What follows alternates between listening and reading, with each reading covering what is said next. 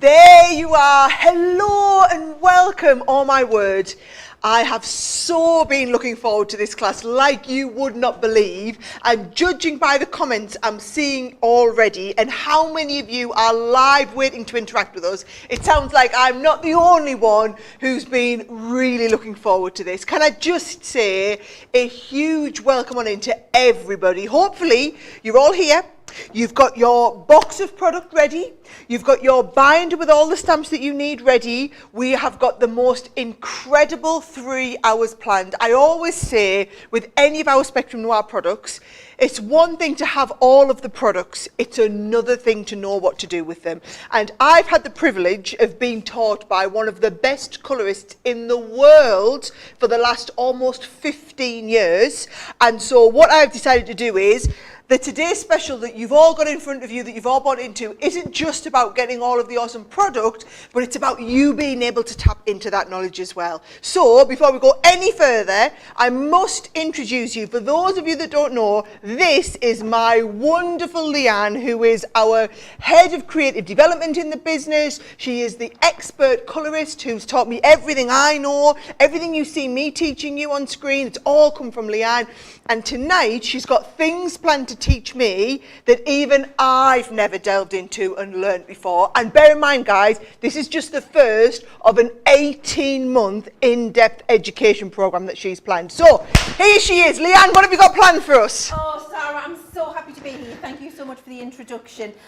We have got everything you're going to need to go on your colouring journey with us and be an expert and graduate the Academy of Colour with your 6th auto ship when it arrives and get that fabulous certificate and your little pin badge. And at the end of the 18 months, you're going to be confident with your colouring mediums to create and have fun and just really enjoy the whole experience. I know many of you get a little bit distressed or upset or nervous or worried about colouring because you feel you're not able to get the results you see us getting when we're demonstrating for you. So this education programme takes away all of the selling, everything that just is a distraction when we do our regular shows, and it's focusing on you for hours to really take you from the beginning. Now, I'm going to start as if you've never picked up a pen before. We're going to talk through the very basics from the very beginning, and we're going to go through the journey together.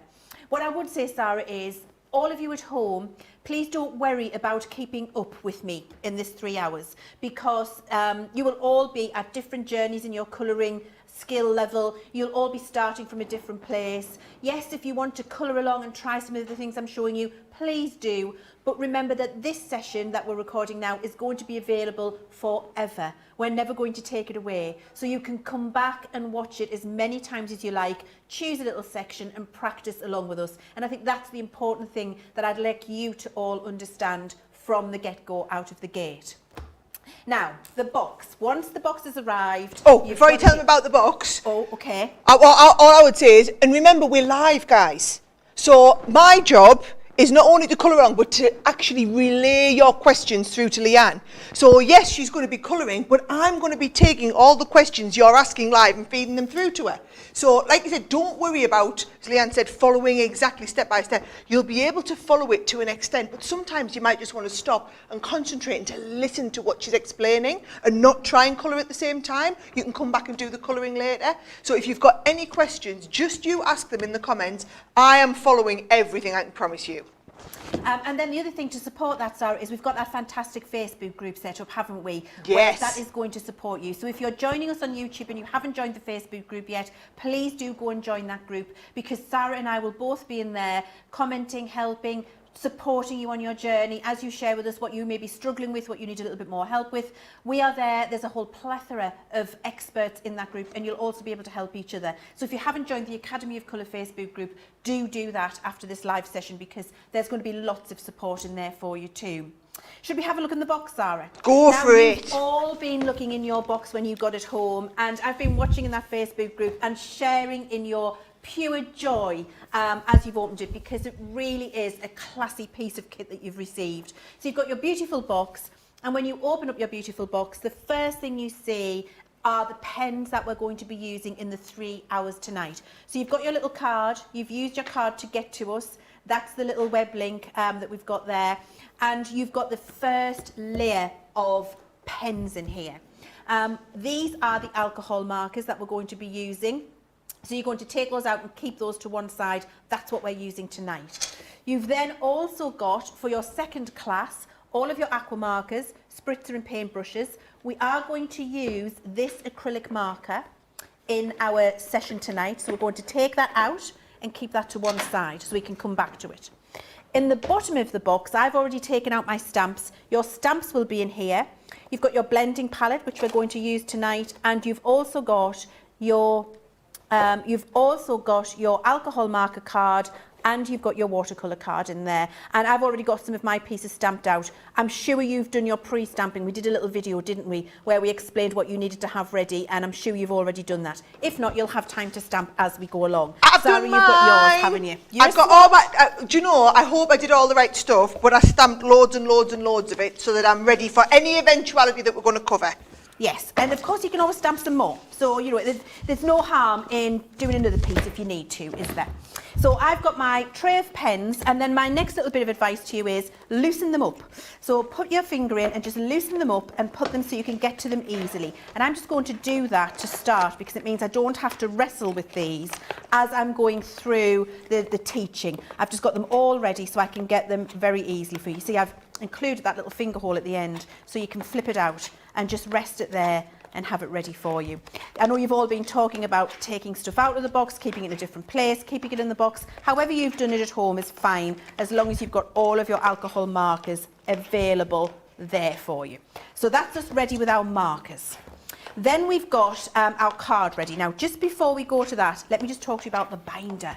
Because in the binder, you're going to have put your stamps. And if we move to the first session for the main box, you'll see here on the stamping panel, I've got my 3 sets of stamps already loaded up. This set here is the set we're going to focus on first in this 3-hour session. These are the ones that we're going to be using. We've then got some more. We're going to be using these as well in this 3 hours. And then this set of stamps here, these are the watercolour focus stamps, and we're going to use those in our second session on the 2nd of March. So once you've got your stamps all loaded up and you're ready to go, you can either work straight from your binder, or you can do what I'm going to do, which is take out the 2 sheets that I need so that they are quick and easy and accessible on my desktop, and then they'll just get put back in my binder once I'm ready. Okay, so move the binder to one side. So I've got my pens, I've got my sheets of stamps, and we're ready to go. Now, the first thing I want to cover with you guys is, and I've been talking, Sarah, I know you'll have seen in the Facebook group and been watching along with us as well, there's been lots of chat about the right card for the job. There is. So much chat that I had to do a little video. And then I think we might have depleted Amazon from the entire worldwide stock of Nina card, getting ready for this class because everybody was buying it up in reams, Sarah, like 2 and 3 reams, not sheets, reams. So there was a whole, it was marvellous watching you all get your card ready, but I thought I want to just take 5 minutes, not even now, to show you why it's really important, why I said to you, you need to have the right card stock for the job before we even get to stamping. So what I've got here ready for you is, I've got some of that Nina card that we've talked about. I've got some watercolour card, some craft card, and here my stamping card. And that is the stamping card that we sell at Crafter's Companion. So I've got those 4 sheets there, and I'm going to show you why it's really important for the right card for the job. I'm just going to get 1 sheet of each because I don't want to waste. Just while you're getting them sheets, Leanne, I'm just going to tell everyone, obviously, if you didn't pre-stamp, I know those of you who've been chatting with us live in the Facebook group, Leanne gave everybody the note, get everything pre-stamped. If you didn't pre-stamp, don't worry, you've got plenty of time while we're going on to get your stamping done. In fact, is there anything I should be telling people to stamp, Leanne, if they want to join at the beginning? That is a really good point, Sarah. If you want to start with the first things that we're going to be learning, I would go ahead and stamp yourself 2 of the cylinders, the hearts and the triangles. Stamp yourself 2 of the cherries, a tree, a plant pot and a lantern.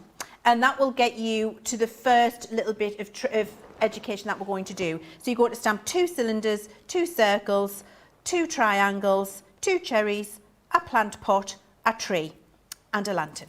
So If a you bit really of want to, you almost can everything stamp on a that dot to page. practically everything on that page except for the butterfly Right. and not the heart. Got you. And what I will say as well is, those of you, I know Leanne said obviously we're going to be giving all the details on the website of every time we're doing one of these classes.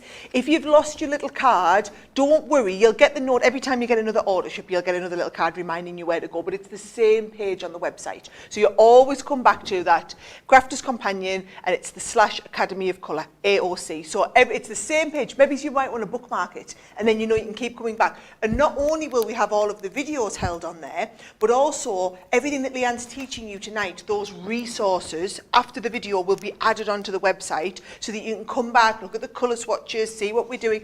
And as we add more and more education, that will be constantly updated. So don't worry if you've lost a little card, it's always the same page on the website.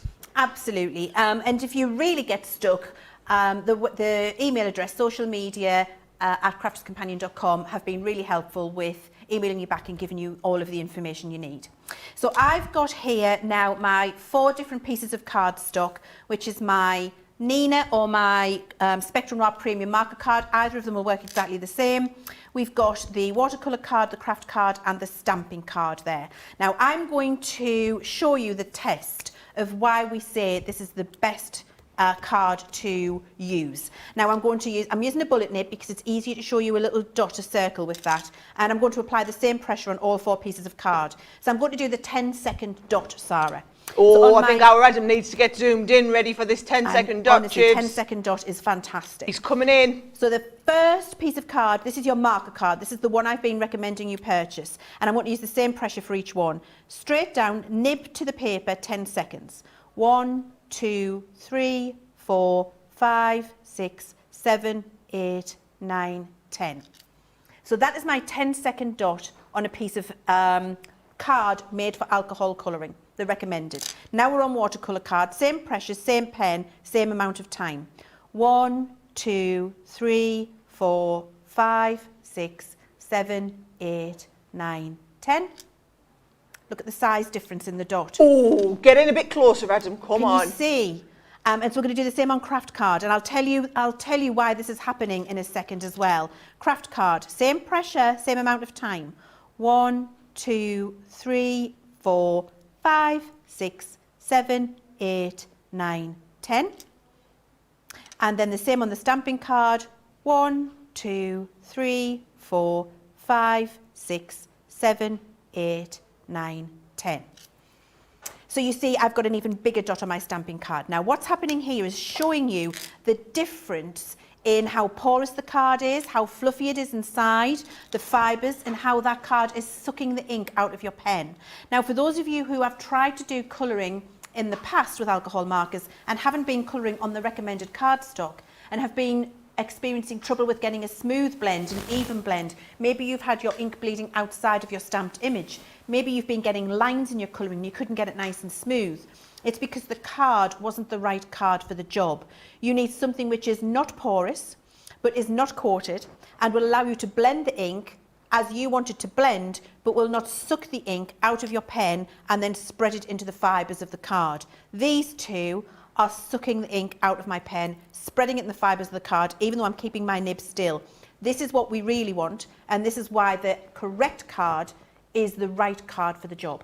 Okay, so that's why Nina or our premium marker card are the right cards for you to be colouring. And I'll just let everyone know we've got loads of stock. The alcohol marker card is in stock on the HSN website. It's in stock on the Crafters Companion website. So maybe it's worth getting, if you're going to be doing a lot of alcohol pen colouring, just next time you've got an order coming in from somewhere, just add an extra pack of card on there, because you'll see the results that Leanne gets and what a difference it makes having the right paper. Now obviously we've put you the paper in the box, but if you're going to be doing a lot of colouring, it's going to be great for you to get those same results every time. Absolutely. Now, similarly with the right card for the job, you need the right ink for the job. So you need, because it's an alcohol marker, you need the opposite ink to stamp with. So you need a water-based ink. So that would be our Finesse alcohol-proof ink pad, which is our recommended, the best that we would say. I know they're out of stock at the moment. So if you can't get your Finesse alcohol proof, or if you haven't been able to get that,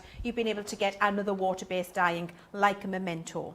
And as long as you're using a water-based dye, it's going to be fine. I've had good results with a Distress ink and Black Soot, for example. Our Harmony Water Reactive in the black lines, you get a decent enough result if you haven't been able to get your hands on your Finesse. But of course, this would always be the best one to use, this or the Memento. So we're going to take one of the stamps. Stamping is, you know, one of those things that we all take for granted. It's something some of us think is very easy and some of us think is very hard. So whether you're using a rocker block or a stamping platform, the same principle applies in terms of getting a nice even layer of ink on your stamp. And you do that by lots of light tapping, Sarah. So light tapping is not pushing down with lots of pressure and squidging the ink pad into the stamp, but just taking your time to apply that ink evenly all over the image. And you see you get a nice even coverage. With the water-based ink, it isn't going to dry quickly, so you don't have to rush to stamp it.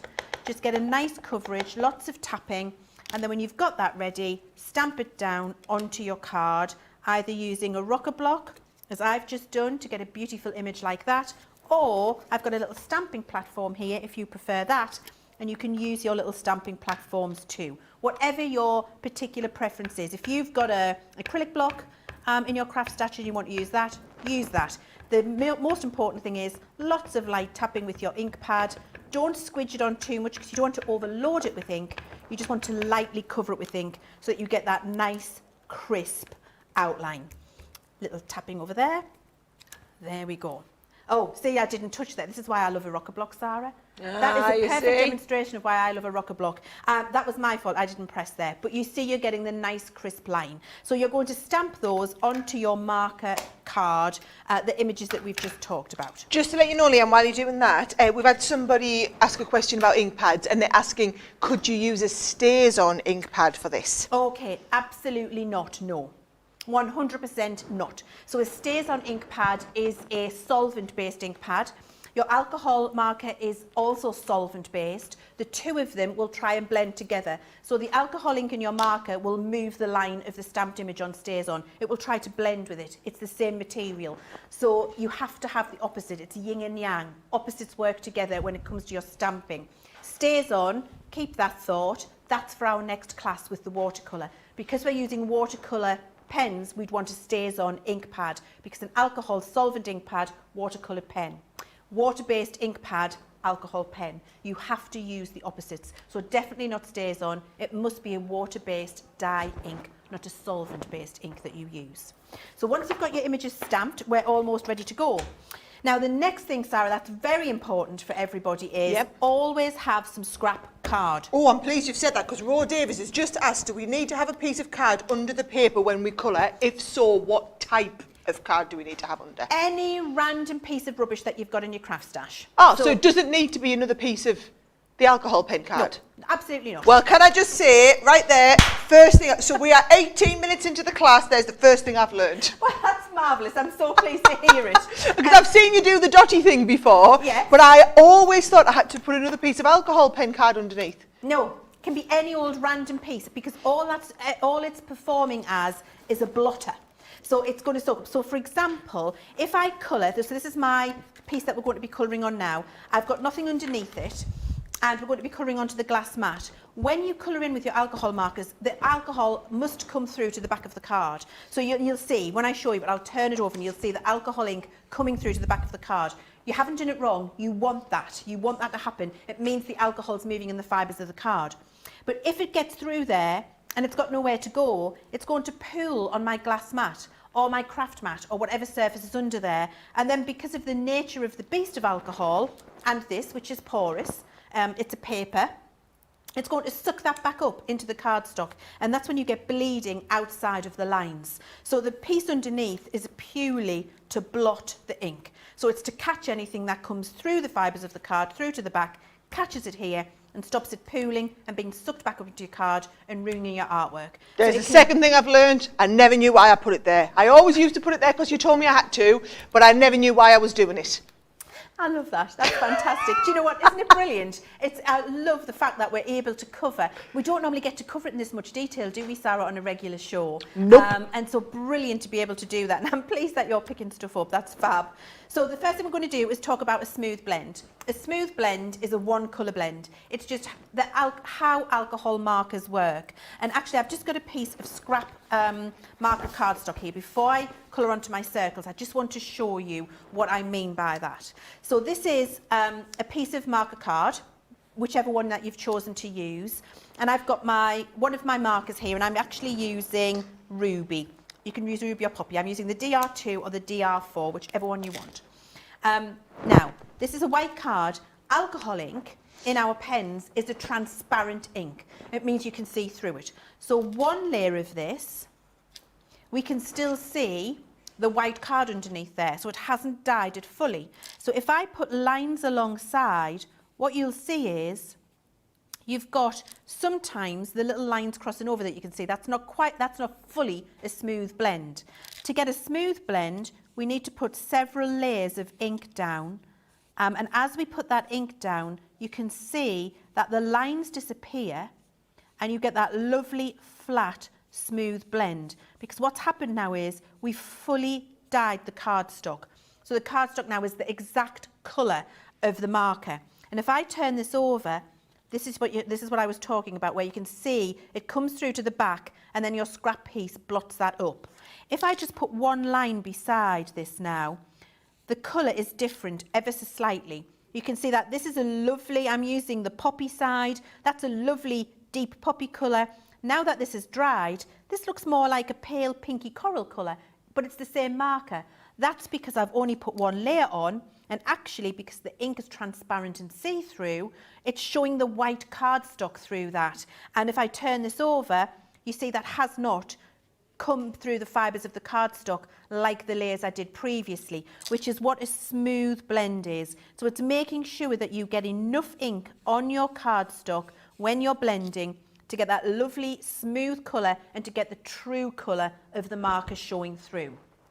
So that's a smooth blend. I think a lot of people think a smooth blend is several colours all together with no lines. That's what I thought. And actually, that is a blend transition. That's several colours. That's putting lots of colours together to get that 3D dimension that you want. A smooth blend is actually just getting enough of the ink down so that you can't see any lines and you've got the true Do you know what we need, colour of Chibs? the marker. What do you know we what we need? need? By the way, it's Yeah. Leanne Chivers. I've been friends with her for 15 years now. I get to call her Chivs. I feel like we need a Chivs diary. Not a diary, Chivs dictionary. We need to, I feel like I'm learning Like a all this glossary of fancy terms. lingo, all these terms. I also need like a top tip light, don't I? Because I honestly, in 20 minutes, I've learned so much already. I don't know what everybody else feels like in the comments, but I've been doing this for years and years, and I never understood why we had paper underneath. I didn't realise we were dyeing the card. I've been following along, looking at the back, thinking, oh, that's why it does that.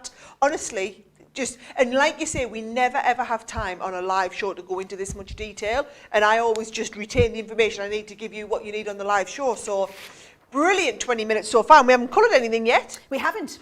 So we're good, but we are going to now. So I've got a number of different shapes, and we're going to start with our circles. Now, you might ask yourself, and I would forgive you for wondering, why on earth, Leanne, have you given us a stamp of a triangle, a circle, a cylinder, and a heart?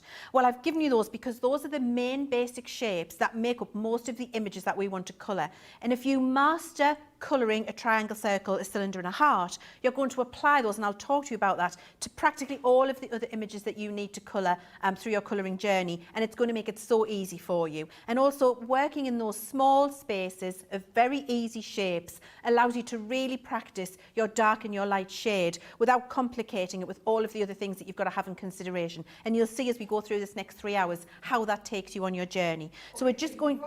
Yeah. I've just got a couple of questions to go at. So Patricia's asking, can you supply a list of the ink pads that we can use? Yes, I'll get her to do that in the morning in the Facebook group. So if you're not already in the Facebook group, get into the Facebook group and we'll put that the royal way. I'll get Leanne to put that on in the morning. That okay, Chivs? Absolutely fine. I can do that for you. Next one, Mary's asking, so waterproof dye ink will not be good? No. Waterproof dye ink works with the water markers. So that's your... this Finesse waterproof works with our aqua markers. That's for class number 2. The Finesse alcohol proof is the one you need for this. So it's a water-based dye ink that you need to be able to stamp with. And Benita's asking, so the duo colour is alcohol. The duo colours that we're working with today are alcohol. You've got 2 different types of pens in your box. You've got the ones in the black barrel, they are alcohol based. The ones in the blue barrel are water based. We'll be doing the next class on the water based ones. Everything in today's class is alcohol based. So that's the next one. I do need to just remind people, if you're not, don't worry about processing all this information right now. This video is going to last forever on the website. You can come back and watch it as many times as you want. So you don't have to follow along everything this second. You might just want to watch and process the information right now and try it again later. Some of you might be desperate to colour it in, only half listening to us and watch it back later. Whatever works for you. And the best comment I've read so far is Katie said, I thought a smooth blend was a well-mixed Baileys. Absolutely, a smooth blend is a well-mixed Baileys. And Sarah, you and I might be having one of those at the end of this 3-hour session. I think we'll be having a big one. Yeah, that would be gorgeous, wouldn't it? Right, so we're going to have a look now at how to start and get some dimension. So just before I start to colour, I'm going to bring this in and show you what it is you're going to be able to do at the end of this. So we can see here how we've just, with the circle, getting that lovely 3D dimension. It's looking like a 3D object, and you can see we've got so the light is coming from several different places. We're using only markers on this side, markers over a grey pen, which we're going to cover right now, show you how you can get that extra depth in your colouring and not to be afraid of a grey marker. I'm terrified of a grey marker. Yeah. I never dare do that. Most people are terrified of a grey marker, and I completely understand that, but you need the grey, even though it's a boring old colour, to really get that lovely dimension in there. So first things first, with our circles, we're going to take our DR marker, our ruby and poppy marker from the box, and we're going to start with the lightest colour. And I'm going to colour my 3D dimension so that I've got the light source coming from here. So it's going to be lighter here and darker here. I'll talk to you a little bit more about that in more detail when we come to colour some actual images. For now, I don't want you to worry about that too much. I just want you to worry about having a dark area and a light area so that you've got 3D dimension. That's what makes the image pop. So the first thing I'm going to do is lay down some of the light colour. Now these are brush tip markers, the duo colour, which makes it really easy to lay it down. And I just want to get a smooth line first. So when I'm saying smooth blend, remember what that is. So that's a nice layer of colour with no lines. We've got that there, so we can start with that. And I'm preserving my highlight over here. Remember what a preserved highlight is. That's an area that is not coloured, so that you've got that lovely shine on it, that little white area. Then what I'm going to do is take my darker marker now and come over the top of this, because a wet ink colours so much better than a dry card. So I'm starting to put my, oh, look what I did. What did you do? I thingied out the line, Sarah. Oh, it's all right. You can show us how to fix that later. I'll show you how to fix it in a minute, yeah. You'd think I did it on purpose. You did that on purpose, didn't you? Exactly. It's exactly what I did. So I've got that darker colour down from the other end of the marker. So each of these markers have got 2 colours in, which work perfectly together. And then I'm taking the lighter colour now. So I'm bringing the dark out into the light, which is me building up the dimension. Then I'm coming round the outside to preserve my highlight in the centre there. And then I'll just bring that in a little bit more, as we can see. And you can see I'm just leaving it so it's got that little white area. And then to blend that in, we've got a blender pen, a clear blender pen in the set, which I will use to diffuse that out. So I can put a little bit more of the dark in, bring the light back around. So I've smoothed that blend out, and to do that I'm just going to the edge. So notice I'm never going back over the whole piece. You only come to the edge of the darkest piece there. You never go back over, and I'm going to show you why in a second, because that's really important as well. Yeah, just remember everyone, a lot of you will just be watching this and maybe not colouring along or trying to colour along. Don't worry about keeping up. You can come back and watch this anytime you want. You don't have to keep up with exactly what Leanne's doing at exactly the same time. We've got a lot we want to cover in 3 hours. So Leanne's going to be walking you through everything. Some of you might get it straight away because you've done it before. Some of you might need to practice a little bit more. But don't worry, this you can come back to time and time again. So don't put too much pressure on yourselves if you're at home trying to colour along and do exactly what Leanne's doing at exactly the same time. Remember, she's a professional. She's walking us through and giving us all the tips, but you've got plenty of time. This is the start of an 18-month programme. You're not going to be perfect in the first half an hour. Absolutely. Now, I just want to talk to you about blender pens, Sarah, because I know lots of us out there believe that the blender pen blends, and it doesn't. The blender pen corrects and bleaches, and then a lighter colour of your marker over the top of a darker colour would bleach. So when I was blending this, I was just going to the edge of the dark colour, not all the way over. And I just want to demonstrate over here for you what would happen and why I'm saying that's important. So if I put this dark colour down, so this is my darkest of my red colour here. There we go. And then I take my blender pen and just draw over the top of this. What you'll see is it deletes the colour. Can you see how it's taken that colour out? And that's with the blender pen. So it doesn't blend, it deletes. So it removes colour. And the lightest colour in this marker going over the darker colour would do the same thing. Not to the same intensity because it's the same colour, but you can see how now I've got a lighter mark appearing there because it pushes the colour through the card, and the higher alcohol content in a lighter colour takes the colour away from the darker. So if you've been struggling to get good results when you're doing a blend like this, it might be because you feel like to get a good smooth blend, you have to go right back over everything with the lightest colour, and you really do not. You go to the edge of it to smooth the edge of the join of the two colours, but you don't have to go right back over because you're going to delete your colour out.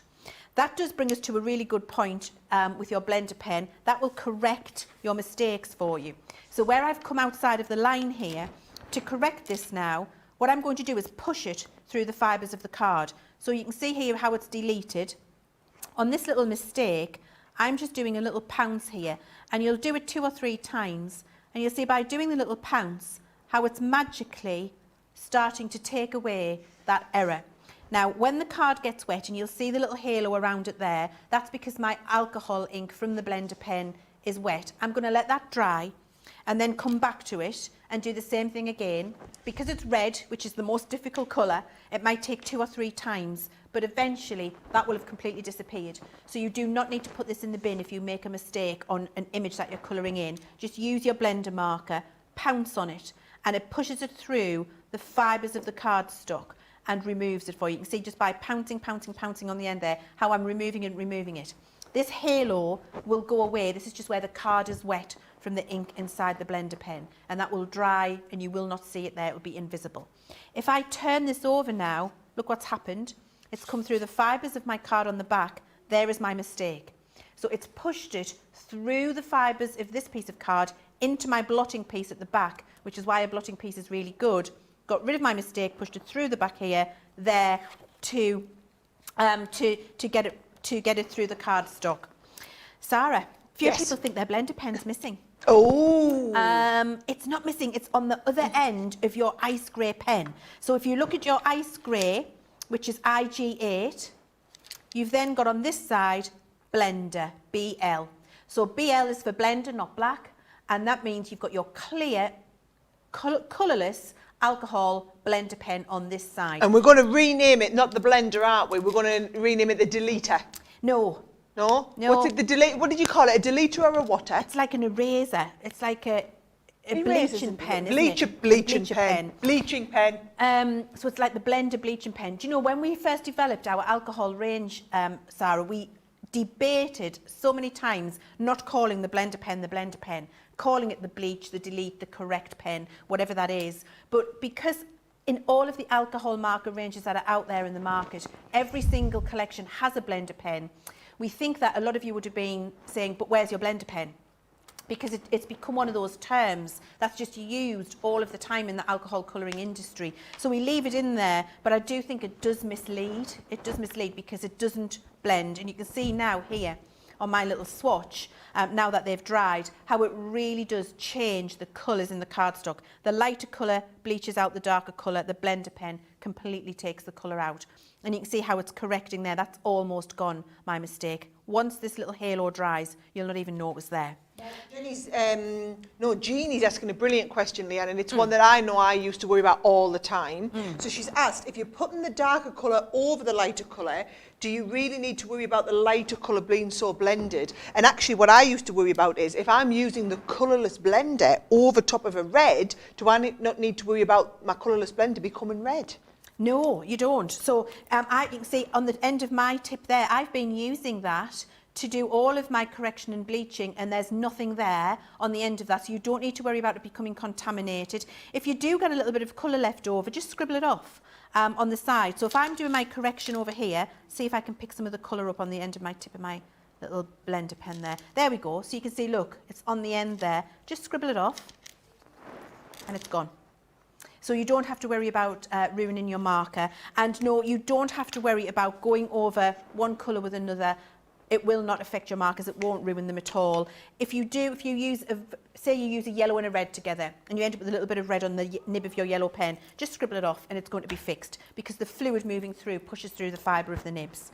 So that's how you're going to get your smooth blend and your light source. And you can see here, all I've done is vary that. So this just shows you that the light source is coming from here. So we've got light source coming here, which means it's light and then darker out at the outside. Here, the light's coming from here, darker on this side. Here we've got the light coming from the top, so it's light at the top and dark at the bottom. And here the light is coming straight on, as if the light is in front, which is where we've got the dark all around the outside, light in the centre. And you're going to achieve all of those in exactly the same way I've achieved this here, just by varying which side you make dark and which side you make light. It's as easy as that. Here, we've got it where you've got a much more pronounced effect where you've got the dark and light, and I want to show you that with your grey pen. So we're going to take now our Ice Grey 2 and Ice Grey 5 marker, and we're going to use the dark and the light here. And I'm going to start with the darkest colour grey, and I'm going to put that down. Now, the reason this works, Sarah, is because I'll keep referring this for you. Alcohol ink is transparent, so you can't see through it. If I was to pour a puddle of this onto a tile or a glass or a mirror, you wouldn't be able to, you'd still be able to see through it. It's completely transparent, it's not opaque. So by having a base layer of the grey colour, you're able to put your red colour over the top, and you can still see the grey through the red, but the red will take on some of that colour underneath. You'll see what I mean in a sec. So I'm just doing the smooth transition between the two greys, exactly as we did for the red. So you see, I put the lightest down first, and then I've just brought, and I'm bringing to the edge of that darker end of my pen, I'm just bringing the light round to get the transition between the two nice and smooth, which we've got there. Then I will take my red pen, the one we've just used over here, and I'm going to go with the darkest colour first over the darkest part of the grey. Bring that round. So I'm going straight over the top and not worrying about it. There we go. And then I'm going to take my lighter end of the red pen, which is my DR2, and bring that blend out. And then into my preserved highlight, which is the white area, Sarah. So just coming round into my preserved highlight there. There we go. Bring that round in the same way I did before to keep that little space. A little area to get that little shine on there. And you can see now, by having the grey under there, look how much more dimension I've got in that circle. And yours is coming along brilliant there, Sarah. That's perfect. I've never dared do that with the grey before. Always been frightened of the grey. We had questions as well asking about why we preserve the highlight. So the preserved highlight just gives you the lightest area. So the way to get some 3D shade, to the 3D look and feel to your image, is to have a very dark area and a very light area and an obvious area where the light is hitting. So a preserved highlight is your lightest space, the area with the least colour, which then makes the dark areas look very dark, your light areas look light, and the difference between the dark and the light is what makes things come to life. If we're looking at me sitting here in the studio now, underneath my several chins will be much darker because I'm creating a shadow myself, and it's where you've got those steps. So my nose will be the lightest because that's the furthest forward, a little bit darker, really dark in my hairline, under my hair and behind my ears. That's where the shadow is. So for something to be 3D, especially when it's a 2D image that you're trying to make pop off the page, you need to get that difference between the light and the dark to make it feel very rounded and real, which is what we've managed to do with those spheres, Sarah. Yep. And you know, Pat's asking, is that white dot on the circle from the white pen, or is it the white card underneath that wasn't coloured over? It's the white card underneath that wasn't coloured over. And if you want to colour it all over and then put the white dot in with a pen, you can. We're going to cover the white pen. But I think it's nice to learn right at the beginning that you don't have to saturate everything with colour to get that lovely little dot in there. And what you can do is use your blender, which I like to do, and just give it a little wipe over. That just bleaches out some of the colour, so we've talked about that, and gives it a more natural shine as that works. And you'll see the blender does work. It keeps bleaching and keeps bleaching, keeps moving in the fibres of the card until it settles and it's comfortable. Do you know, there's a good tip in the group, actually. Laurie, who's on our design team, has said, so Laurie's one of our expert DT members, and she said, she says the blender pen moves the colour, not removes. And do you know what? It's a great thing to think about, the fact that it's not just Leanne and I in the group here supporting everybody. We've got a massive global DT design team all over the world. They'll be in there helping you. You'll be able to help and support each other as well. So remember, it's not just about what you get from us, it's about the support from everyone, isn't it? Absolutely it is, and that's going to be the joy of that Facebook group where we've got everybody helping each other. So the next little thing with our circle, Sarah, is I want to show how we can use two different pens together. So we've got our red pen in the box, which is the one we've been using, but we've also got our coral pen, which has got our CR6 and CR8, our starfish and vermilion colour in there. So we can actually build up even more dimension by using a pen of a similar colour. So you can see I've got my reds and my corals. If I use those two pens together, I'm going to build even more dimension when I colour in. So I'm going to start with my lightest, and I'm going to use the lightest of my red just to get some colour down on there.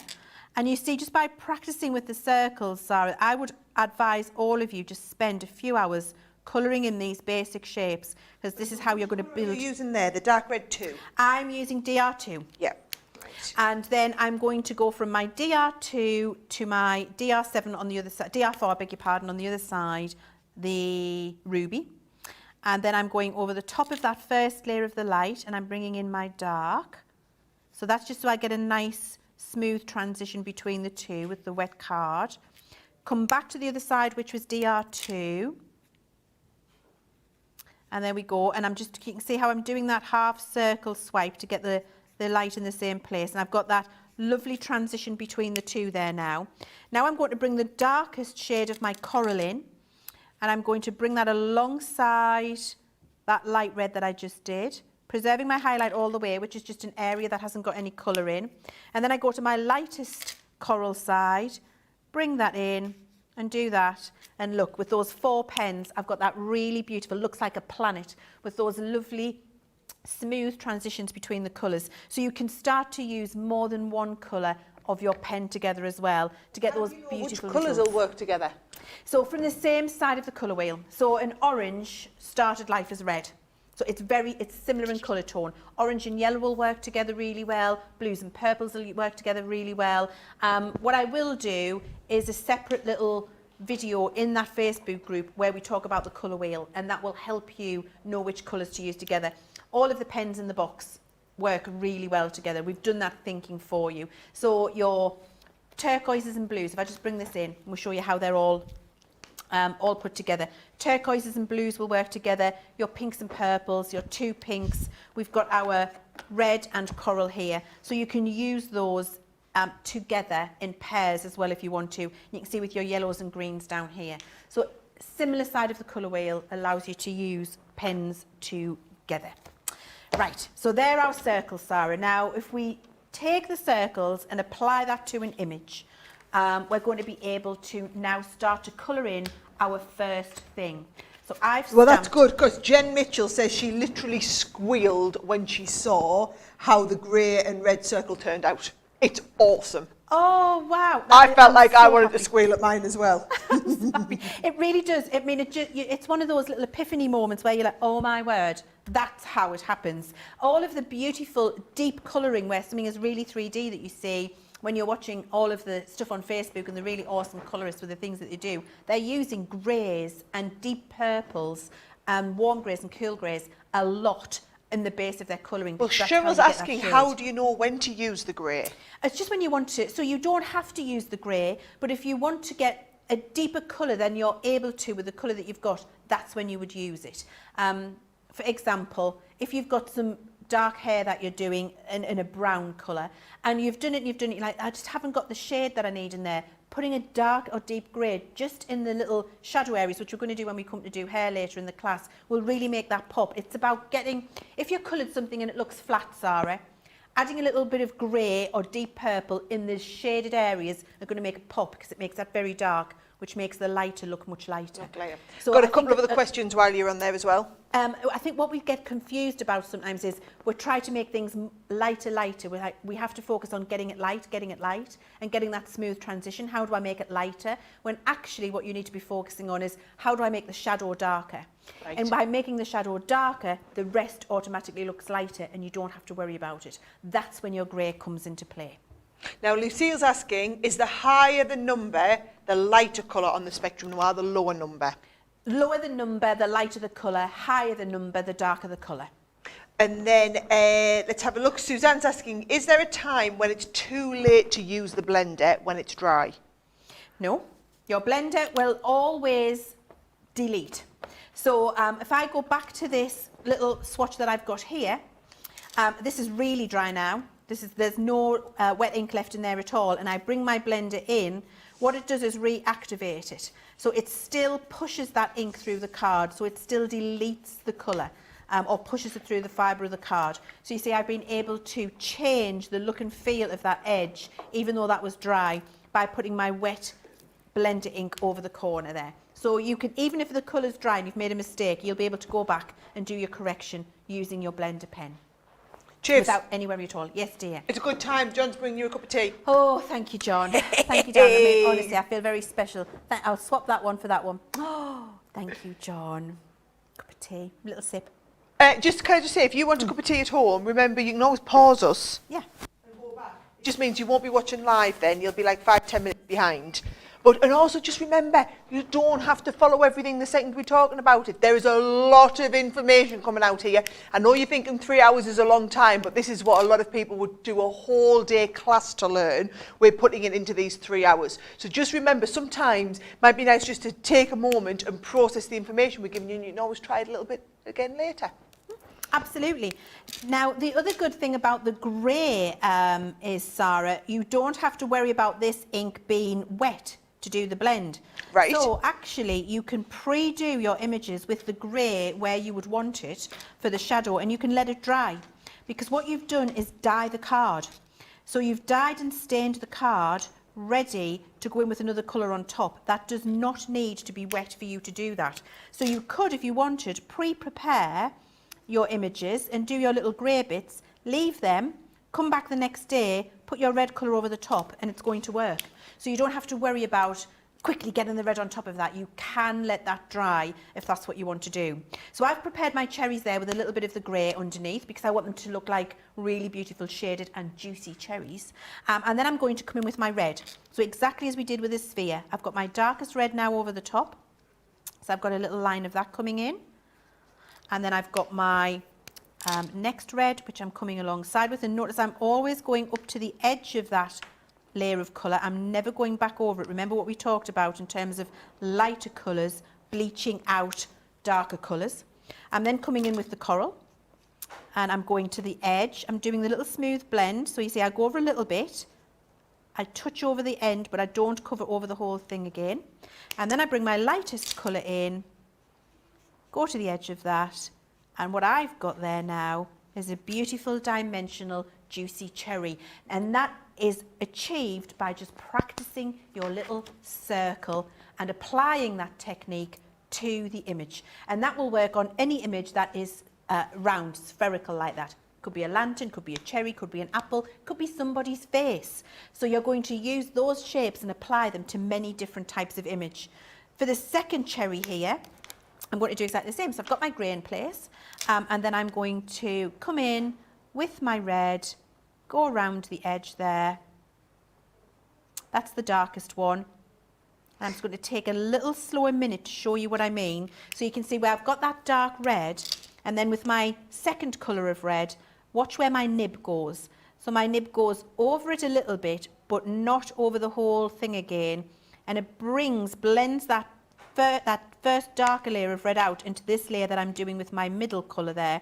So I go to the edge of it, just over, and then bring that out into this colour here. I don't colour over the whole thing again, because if you do, you'll bleach it out. Remember, tell them that's where I used to go wrong, isn't it? It's where, yes. When I mean, I Leanne first taught me, I obsessively wanted to colour over everything over and over again.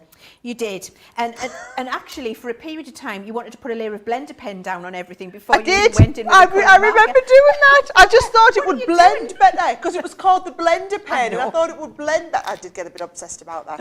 You did, and you were like, no, I like to do it, Chives. I'm like, but you don't need to. You're wasting your ink. But I mean, once you embraced it and you didn't do that, then you had gorgeous images, didn't you? You really did. I got better, mate. Can I just say, by the way, I know we're using the same colours over and over, but if you've joined a little bit late and you're just seeing us colouring with the red and not sure what colour, everything that Leanne's teaching you during this class, it will be added to the website as well, so the details. So what we're going to do is, after Leanne finishes the class, photograph all the projects she's worked on and put the little colour swatches with them and upload them to that special place on the website. So don't panic if you haven't caught anything. You can always go back and rewatch this back, and we'll be putting everything. We're watching all the comments and questions that you're making, and we'll make sure that everything's answered, even if we don't answer it live on here. Absolutely, absolutely. So you see there, we've got our juicy cherries, and that could not have been easier, could it, Sarah? And they look 3D. That little bit of grey underneath the colour really does help. We'll do the leaf in a second when we've done a different one of the shapes, and we'll come back and do that. I'm going to fast forward and do a different shape for you now, because I think it'll be good for you to learn. However, I am going to bring the white marker in, the acrylic one, because that's exciting. When you get this, what you need to do is prime it. So that means pump. So we're going to pump, pump, pump, which will get the ink running through. And when I see that coming through, just several times, and give it a little, and there we go. So just to confirm, the coral pen that Leanne's been using is the one, so coral is the one marked CR, so CR for coral. And it's CR6 and CR8, which is your starfish and vermilion.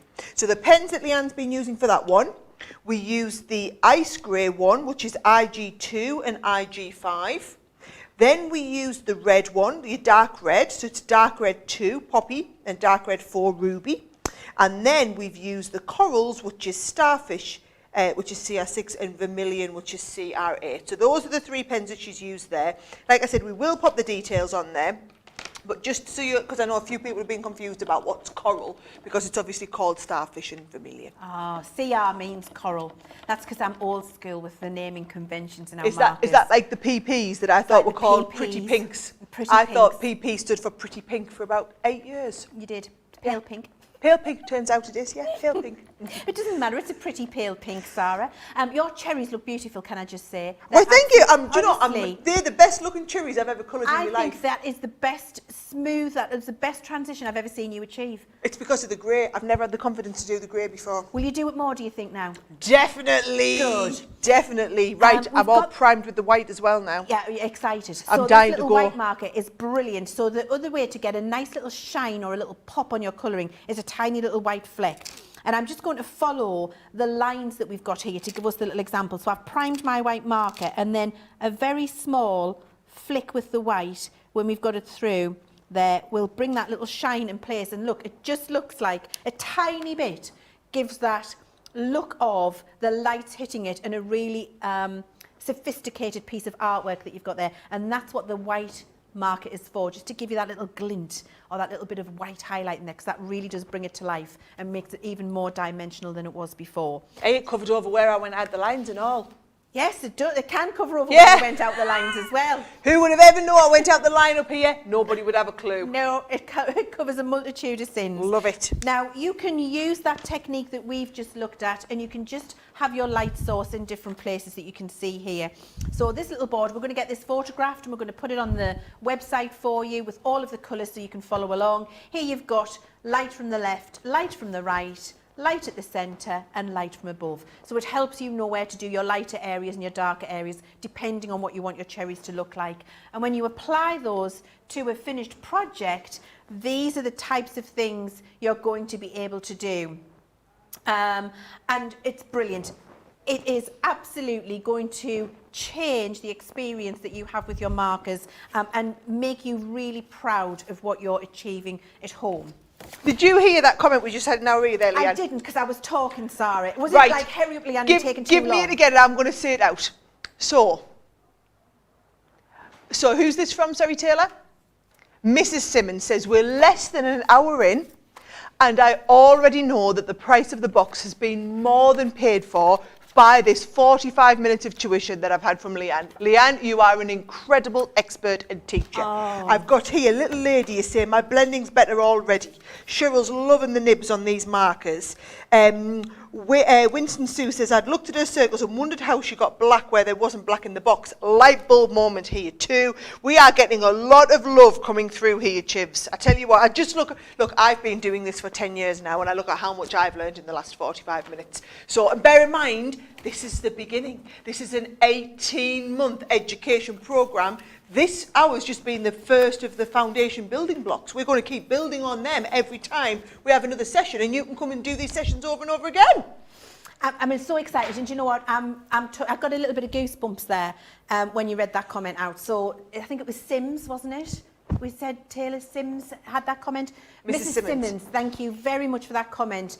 That fills my heart with gladness, because one of the things I want you to do with the products that we make exceptional products here at Crafters Companion. Quality is at top of the list of what we do. To be able to have the time to help you get the best out of them and help you on your colouring journey, to give you the confidence to go forward, that's what we live for. And so thank you very much. I'm really, really touched by that. Also, she was super nervous before we started tonight. So she was really nervous. And I said, what's the matter?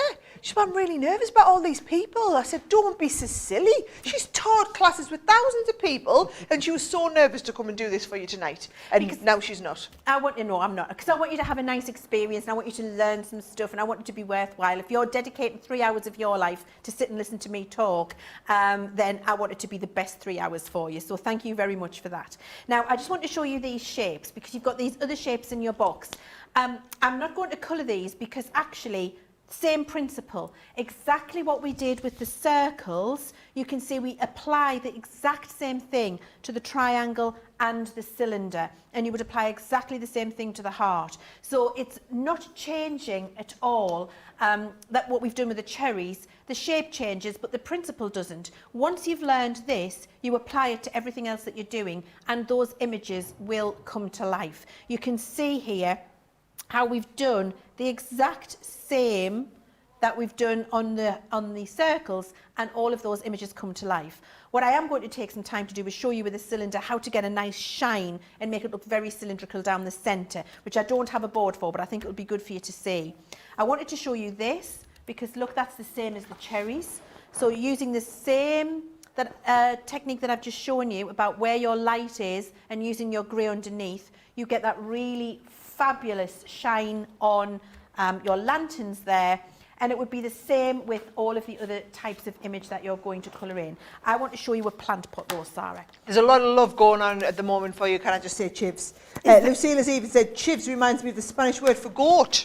Oh, well, do you know, it's funny you should say I'm good with that because chivers comes from the word chiver, which is actually goat in Nordic, I think. Wow. So it's what goat is? You know what goat stands for, though, don't you? No, I don't. Goat. If you're a goat at something, you are the greatest of all time. Oh my word! You're the really? goat. Yeah. Oh, thank you. Oh, I didn't know that. Oh. You thought we were just calling you a goat? I just thought I was a goat. And that's fine. Honestly, No, that wouldn't be nice. She does explain I that. was fine with that too, because actually I'm a Capricorn, and so my sign is a goat, I think. So I'm all right with that. But actually, I feel better about your explanation of why you really. She's the goat. Like, She's the goat. It could have been you're an old goat, and that would have been accurate as well, to be fair. But thank you very much. Quick sip of my tea. Right, well, while you're sipping of tea, Cheryl's asking, can you colour multiple directions with the brush pens, or should you just go in one direction? Oh, I love that Don't question. want to ruin my marker. And actually, it's almost like you've read my mind, because this next one that I'm going to show you explains that exact thing. Oh, come on then. And it really does depend how confident you are. I'm going to stick with my red. I'm going to do blue. Shall I do blue or shall I do brown? I'm going to do brown. I'm going to do brown. Changing my mind. Why not? The next thing I'm going to show you, it depends on your confidence and your skill level. If you're a beginner, I think one direction, because you've then got the larger amount of control. Let me show you what I mean by that. So I've just got a brown marker here. Is that the one with saddle brown and tan in? Saddle brown and tan, TN5 and TN6. And actually what I'm going to show you is the different types of flick you can do. And we're going to come on to that when we do the little dog in a second.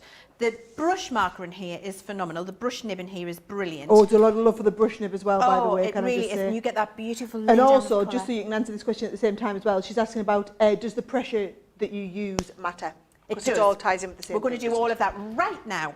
So when you hold your brush marker, depending on the angle you hold your marker at, will depend on the size and length of flick you get with your brush. So what I mean by size and length of flick, it depends on the size of the image you're colouring in. If I'm colouring a small image and I hold my pen not fully vertical, but quite vertical, I'm going to get a smaller flick. Important thing for you here is anchor this part of your hand on the table. So what you don't want to do is have, and if we can just look at me full on first so I can show you what I mean.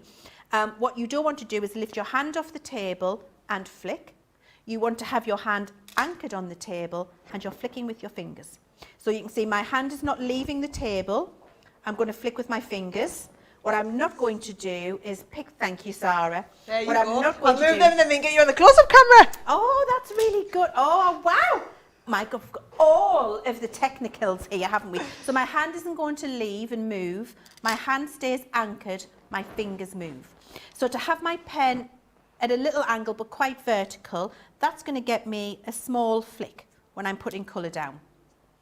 If I then angle my pen a little bit more, so I put a wider angle on there and use my fingers, you see how I can get a wider and longer flick.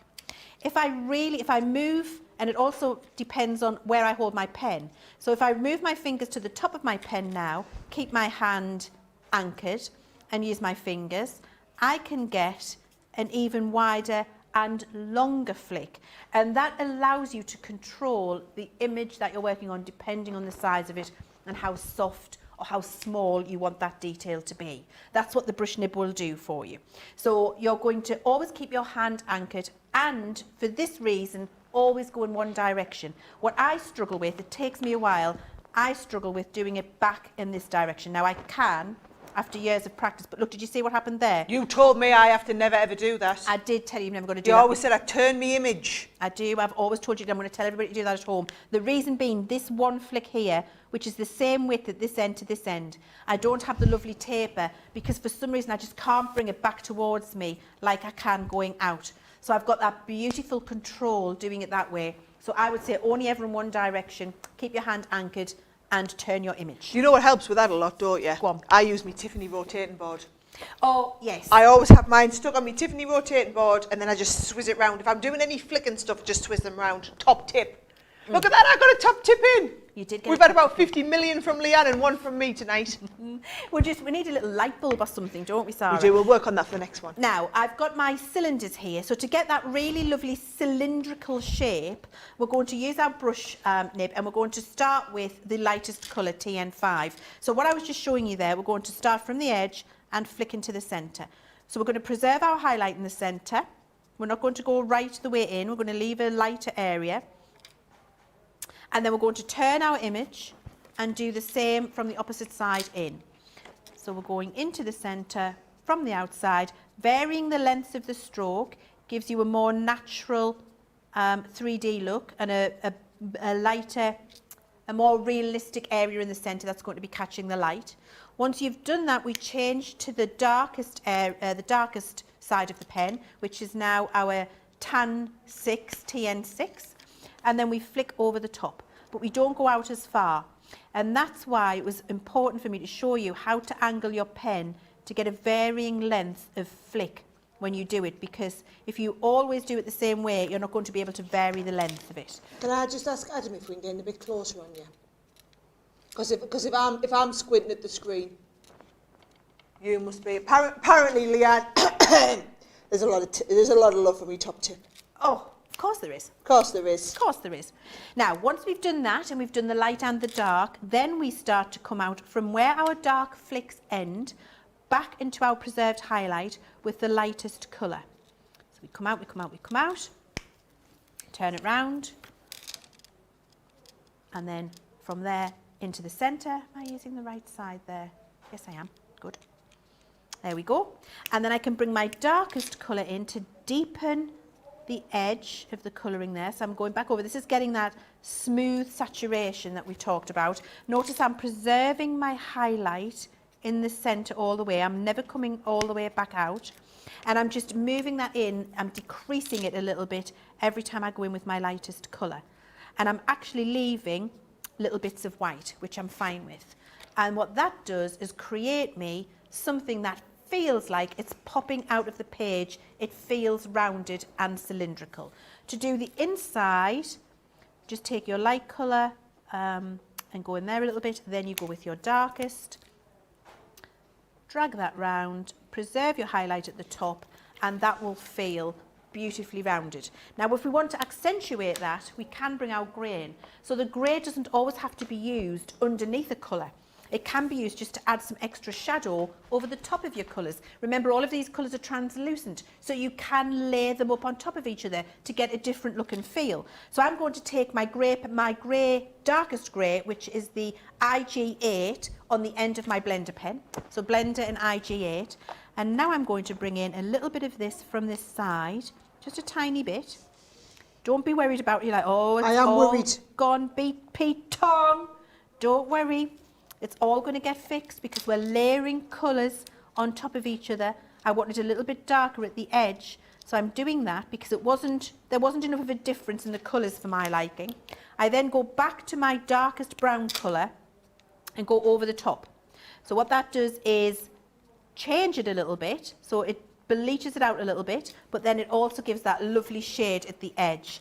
And I can come over the top of that again, flick into the centre, and what I've then got is much more of a transition between the two colours, and that immediately looks much more cylindrical in its look, in its finished look and feel. So you can use your greys after you've put your colour on if you want to really deepen your shade.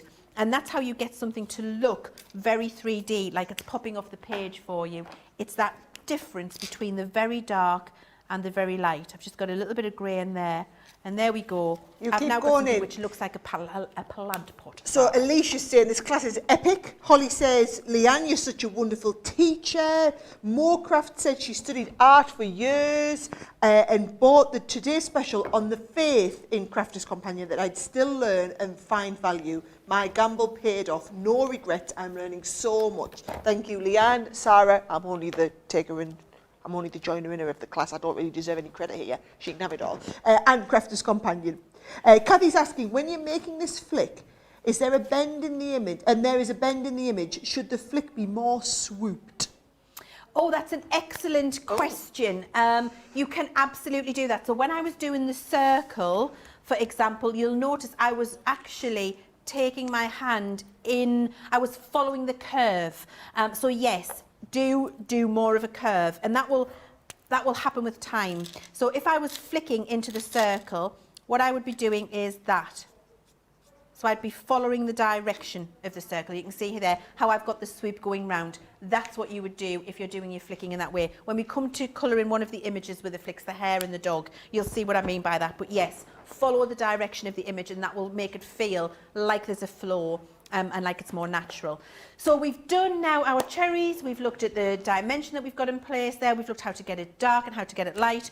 I think we're going to have a look at the little dog, Sarah. So do you want to have a look in the comments, and Yes. I'll get this cleared up and I'll get ready for the next little section. Perfect. I've got loads of comments here. So Dana is asking, how do you fix a flick?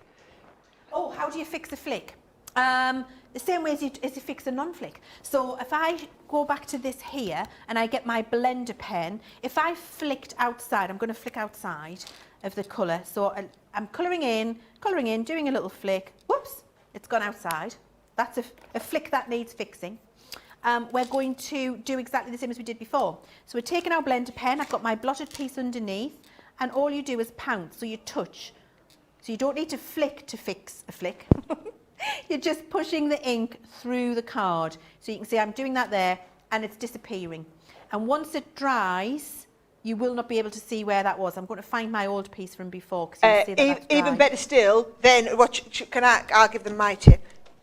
Okay, I've gone out the lines here, and I just like going over it with the opaque white pen now.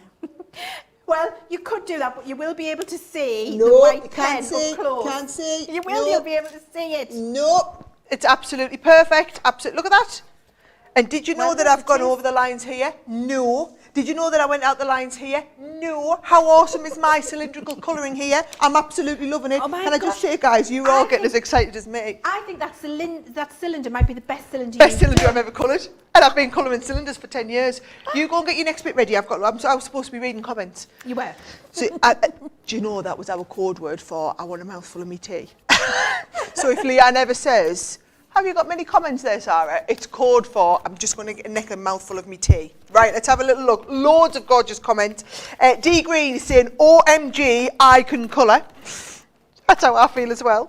S Jackson 1262 says, I've learned so much already. You are both such great fun teachers. Like I said, other than my little tip about using the white opaque pen there, which I just learned from Leanne half an hour ago, you know, I'm just learning with you guys. And you know, that's a really valid point, actually. I've been doing this and teaching classes in this for years and years and years, and everything I know I learned from Leanne. So Leanne developed the Spectrum Noir program when she joined my company. She taught me how to colour. We then developed the program together, as in I was the guinea pig, she was the teacher. So she was testing out the theory on me. That's how I got better at colouring. So everything we're doing today, she's tried teaching me over the years, but it's amazing how sometimes you do something. I always put a sheet of paper underneath, never knew why. I just did what she said, but didn't understand it. The purpose of this education program is to really understand why these markers work the way they do. So this is the first session today on the alcohol pen markers in here. We're going to be doing the next one on the 2nd of March. That's all going to be focused on watercolouring as well. So we're going to be starting to look at all the watercolouring techniques. But then bear in mind, the education programme will continue. And as you get your authorships delivered, we'll start doing more and more advanced colouring using the additional pens, the additional stamps in the authorship programme as well. Now, last couple of comments. So we've got in here, wow, loads coming in. The colour layering gives instant visual gratification. Really cool to see. That was from Bertlina. Jennifer says, my cylinder is so much better than my circles and cherries. I'm already improving. Woohoo! Gwenda says, thank you, Sarah, for reminding me about the Totally Tiffany design board. I pulled mine out and I'm doing much better. My cylinder's looking good. Fantastic. Jackie says, this is amazing. I will have to watch at least twice. First to watch Leanne and second to do it myself. Good idea. Michelle's so happy with the class. She's new to markers and this is so helpful, just what she needed. Lana says, there's so much to learn here. I'm so impressed with all you've done to help us. Christine says, hello, Sarah and Leanne. Love you both. Thanks for doing this. Have you had your cup of tea now, Chivs? I have, thanks. Excellent. Right. We'll come back to some more Yeah, love we in a can. minute. I'm ready. I'll have my mouthful now. Yeah, you do your tea now. I thought we'd take some of that learning and apply it to an actual image. So I've got a tree here, and we're going to look at how to colour this Whoa, tree. we've taken a big step there, haven't we? From a cylinder to a tree. We're going in, Sarah. We're going right into the Wow. tree. And we're going to just take the learning we have about where to put the light and where to put the shade. So we already know if the light's coming from the top, it's going to be lighter here and darker underneath. And you can see when I hold my hand over the card here, look how it's casting a shadow. You can see the shadow moving around. Well, I would hope you can't, Leanne, because we've got about 50 million lights in here, so yeah, that we don't get shadows on the table. You can see it a little bit, can't you, if I waggle my hand. So you really are hiding to nothing there. If everyone could see how many lights we have in this room, you'd understand why you can't see much of your shadows. But normally, anything underneath is going to be darker. Look, you can see the shadow on my face. If I move my neck up, lighter. If I put it down, darker. If I hold my hand over myself, you can't, the lights are all fabulous. You can see that there is shadow underneath, it's darker underneath. So we're going to do that with our tree. Now we're going to take the learning we had in terms of getting that lovely blend, and we're going to pick our dark areas and our light areas. I'm going to colour this as if the light is coming from the left. So if my light source is here, if my light is coming from the left, what that means is it's going to be lighter on this side and darker on this side, because the sun's coming down, it's light, and everything underneath is going to be darker in shade. What you're going to do is take each little piece of your image and treat it as a separate piece when you colour it in. And that's how you get things to feel like they're layered on top of each other, which is what we're going to learn with this tree. This is really important for colouring everything from a botanical to hair to a face. This little piece is how you're going to really make your images pop. So if we take this little cluster here and apply our cherry learning to that, we're going to colour the lightest area at the top, because this is where our light source is coming from. So what pen are you with? Can you just confirm for everyone who's joining in? Thank you, Sarah. I am using our citrus green, which is CG1, and pear green, CG3. Thank you. And so I've got my lighter area at the top. This is where my light source is. So this is where my preserved highlight's going to be, which means my darker area is going to be down in this area here. So that's where I put my first little bit of colour, and that's my lightest piece.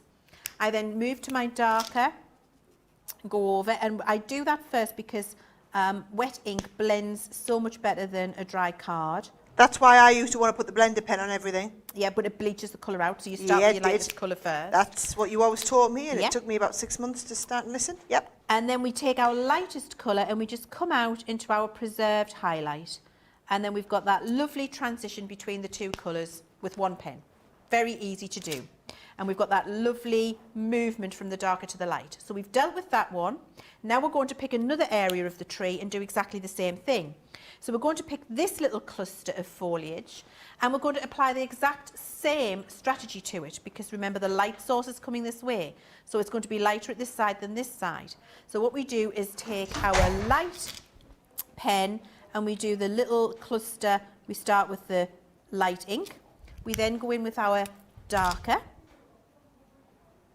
Here we go. And then we take our lighter again and we smooth the transition out, moving into our preserved highlight.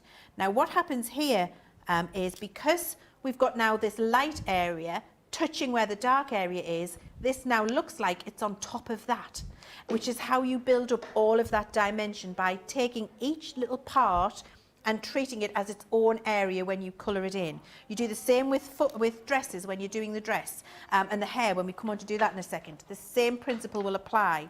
So if we take this piece now, we're going to apply the same again. So the lightest is going down here where it's going to be darker. So our shaded area is at the bottom. And then we take this piece here and we go over the top. So we've got our darker side of the pen. Always preserving a highlight, so never colouring the whole area straight away. And then we take the lighter end and we bring out, and you notice I'm just going to the edge of that darker, exactly as I showed you with the cherries. Nothing's changing. So once you can do that circle and those cherries, you can do this, because it's just a different shape of cherry. It's just got woggly edges. And we've done that there. Then we're going to apply the same to here. So we'll go with the lightest first, just to wet the card. Then we take our darker end of the pen, go up to the edge, bring that out, always preserving your highlight, which is keeping a small white area, and then bringing that light colour out to smooth the blend and the transition between the two. And you can see now how our tree is really starting to come to life, where it looks like this piece of foliage is on top of this piece of foliage. It's because the light is butting up against the dark, which makes it feel like this is on top of this, because this has now created a shadow back here. And you just keep applying that all the way you go around. So now, because our light is still coming in this direction, we're going to deal with this one. So exactly the same strategy all the way around. This wouldn't matter if it was a flower, if it was hair, if it was a face, whatever it is, a bunch of flowers. It doesn't have to be a tree, it could be a whole bunch of cherries, a bunch of grapes. The same thing applies. The method doesn't change. And you will apply this to every single thing that you colour. And by doing this layering technique, you see how we start to really bring the tree to life. Isn't it fabulous how easy it is to do that with these brush nibs on this pen, Chiz? Oh, they're super gorgeous, aren't they? They're lovely and smooth. You don't have to work at it at all. The colour just really lies itself down. Don't worry about the inside of the tree here. I'm going to come and deal with that in a second. We're going to just deal with the main pieces and then come in and put some more shade in here in a moment. So I'm going to do the same with this little piece now. So I just keep looking and finding my next little bit of foliage that feels natural for me to want to colour in. And you can see I'm doing exactly the same thing every time. Will you push yours to the left a tiny bit so I Sorry? can see it? Will you just push yours to your left a tiny little bit so I can see it? They've put us both on the screen, so I'm feeling the pressure now. Of course, there we go. Can you see that better? There we go. There we I can see. Don't You worry, see it I'm now? paying attention. Yeah. Excellent. Now, this big piece of foliage back here needs to feel, because we've now got shade from these two pieces here, Yeah. it's going to need to be darker in this area there. But we do want it still to feel like these are overlaid. So it would be much more shaded here and the light would be coming across the top of the tree. So we're going to go in at the very edge again. So we're coming in with our lightest along this edge So here. I'm going to stop and watch you do this now, because I was trying to colour along, but now you've got to a bit that's complicated for me, so I'm going to watch. And it's the same for everybody at home. If you find that it's been too big of a transition to go from a cherry to a tree, because I was frightened jumping from a cherry to a tree, don't panic. You can always just stop and watch this little bit, maybe have another go at your cherries, and then try the tree later. Come back to 1 hour and 19 minutes into the show, and then try the tree. You don't have to do it all exactly now. You might want to do some beginner bits and then build up as we're going on. What I don't want you to do at home is put too much pressure on yourself and then stop, and then to the point you're not enjoying it because you're panicking about keeping up. Remember, we've got quite a big curriculum we want to get through in 3 hours, so we're trying to go through a lot of this here, but I want you to be able to learn. You don't always have to be able to do it. Some people will be able to colour along at their pace. Others, this will be a little bit too far for them now, so just do what feels comfortable for you. Absolutely. And then all I'm doing now is bringing the light in there so that we've got that layering. You can see how those branches of the trees now feel like they're lying on top of each other. What we really need to do now is make these feel like they're coming out of the page. So to bring these forward, we need to push the background back. So we're going to bring in the grey pen now, and we're going to put a little bit of a layer of grey in these back pieces of foliage. So you can see how I'm just dabbing that into the background. Going to come to those in a sec. They're the background pieces of foliage in there because I want to make this all feel like it's forward. To make this feel like it's forward, I can't bring that any lighter, but what I can do is push the background back, which is why the grey is in there. It knocks it back, it makes it feel like it's further back. And then we're going to take our dark green and go over the top, which gives us that darker shade of that green and pushes that all back in there, which now makes the top of our tree feel like it's really coming forward. And that then gives us that 3D look and feel. Everything feels like it's layering over the top of each other. Can I just check what grey did you use? The grey I used for that was Ice Grey 5, IG5. Number 5. Just all over the background. Just in the background, just be careful. Now, I actually want that to go back a bit further. So never be scared of doing something, and if it's not quite what you want, adding a little bit more depth. So I've now got my IG8, which is on the end of my blender pen, and in some of these smaller areas, look, I'm just going and popping in a little bit more of that darker grey, which is pushing that back, creating the real shadow in the base of the tree. I then go back with the green, just to make sure that it's green that I can see and not the grey. There we go. And you can see how that's really pushed that back. Look how this branch is jumping out of that tree because the grey is making it feel like it goes back further. And So can you that's just remind everybody again which greys you used Of there? course. So the first time I used IG5 and it wasn't enough. So I went and got my IG8 with my blender. And don't you be scared to do that at home. Because look, at the end of the day, it's not world peace, is it? It's just an image that you've stamped and some alcohol markers, and you're having a nice time while you're doing it. You're learning stuff. You're on a journey, a voyage of discovery. If you don't like it, you can try again. But don't be afraid to go and put in some real dark areas because that knocks it back. That's a technical term for you, knocks it back, and adds that depth into your colouring. And you can see how, but just spotting that in and then going over the top with my green again, I get that much darker green in the background, which makes it feel like my lighter areas have really come forward. And that's using exactly what we learned with the cherry, but just applying it to the foliage on the tree there. Can we have a look at my tree? Yes, please, let's do have a look Because at I'm your chuffed tree. to bits with it. I think it's the best tree I've ever coloured in my life. Oh my word, I've that is fantastic. never ever done this whole dark colouring with the grey. Never done that before in my life, Leanne. Never had the confidence to, and I've just done that there now because you showed me. And this one's mine here. Look, never done that before ever. Just learnt that tonight. And you know what it is, Sarah? You can't tell the difference between mine and yours. Well, mine's got a little arrow on the page. Yours got a little arrow off But the you- page. but what Other I than mean- that, I'd like to think that they were identical. Exactly, and I believe they are. I think if we took those arrows off and did a spot the tree, we wouldn't know whose was whose. Boom. And I love that because it means that we're all learning, and it's just having the confidence to lay them over and know where you're going to put the dark is. and know where you're going to put the light. And it's not not being just me, you scared. know. It's not just me, because Barbie's here saying, this is so awesome. I was terrified of trees and they never looked right. Now with the grey tip, I can do it. And then Monkey Head Bonkers, I always love that Oh one. my, that is a brilliant Always name. crack me up, Monkey Head Bonkers. It says that last added step makes the world of difference. And Pat said, thank you, Sarah, for reminding us how to pace ourselves. I did that a few minutes ago and my anxiety went down and now I'm enjoying watching it this go round. Remember, you don't have to do everything. I've been colouring for 10 years and I'm such an expert. I get to go on TV all over the world and teach people how to do it. And even I've been struggling to keep up sometimes. Mind, I am chit-chatting a lot. So bear in mind, you don't have to put pressure on yourself to do everything at once. The important thing is, all of this learning is here. You can access it at your pace. Some of you will be flying through this. Others will be saying, do you know what? The cherries was a step too far. I'm going to pause there and I'll come back to the tree next week. Whatever is right for you, you do it at your time.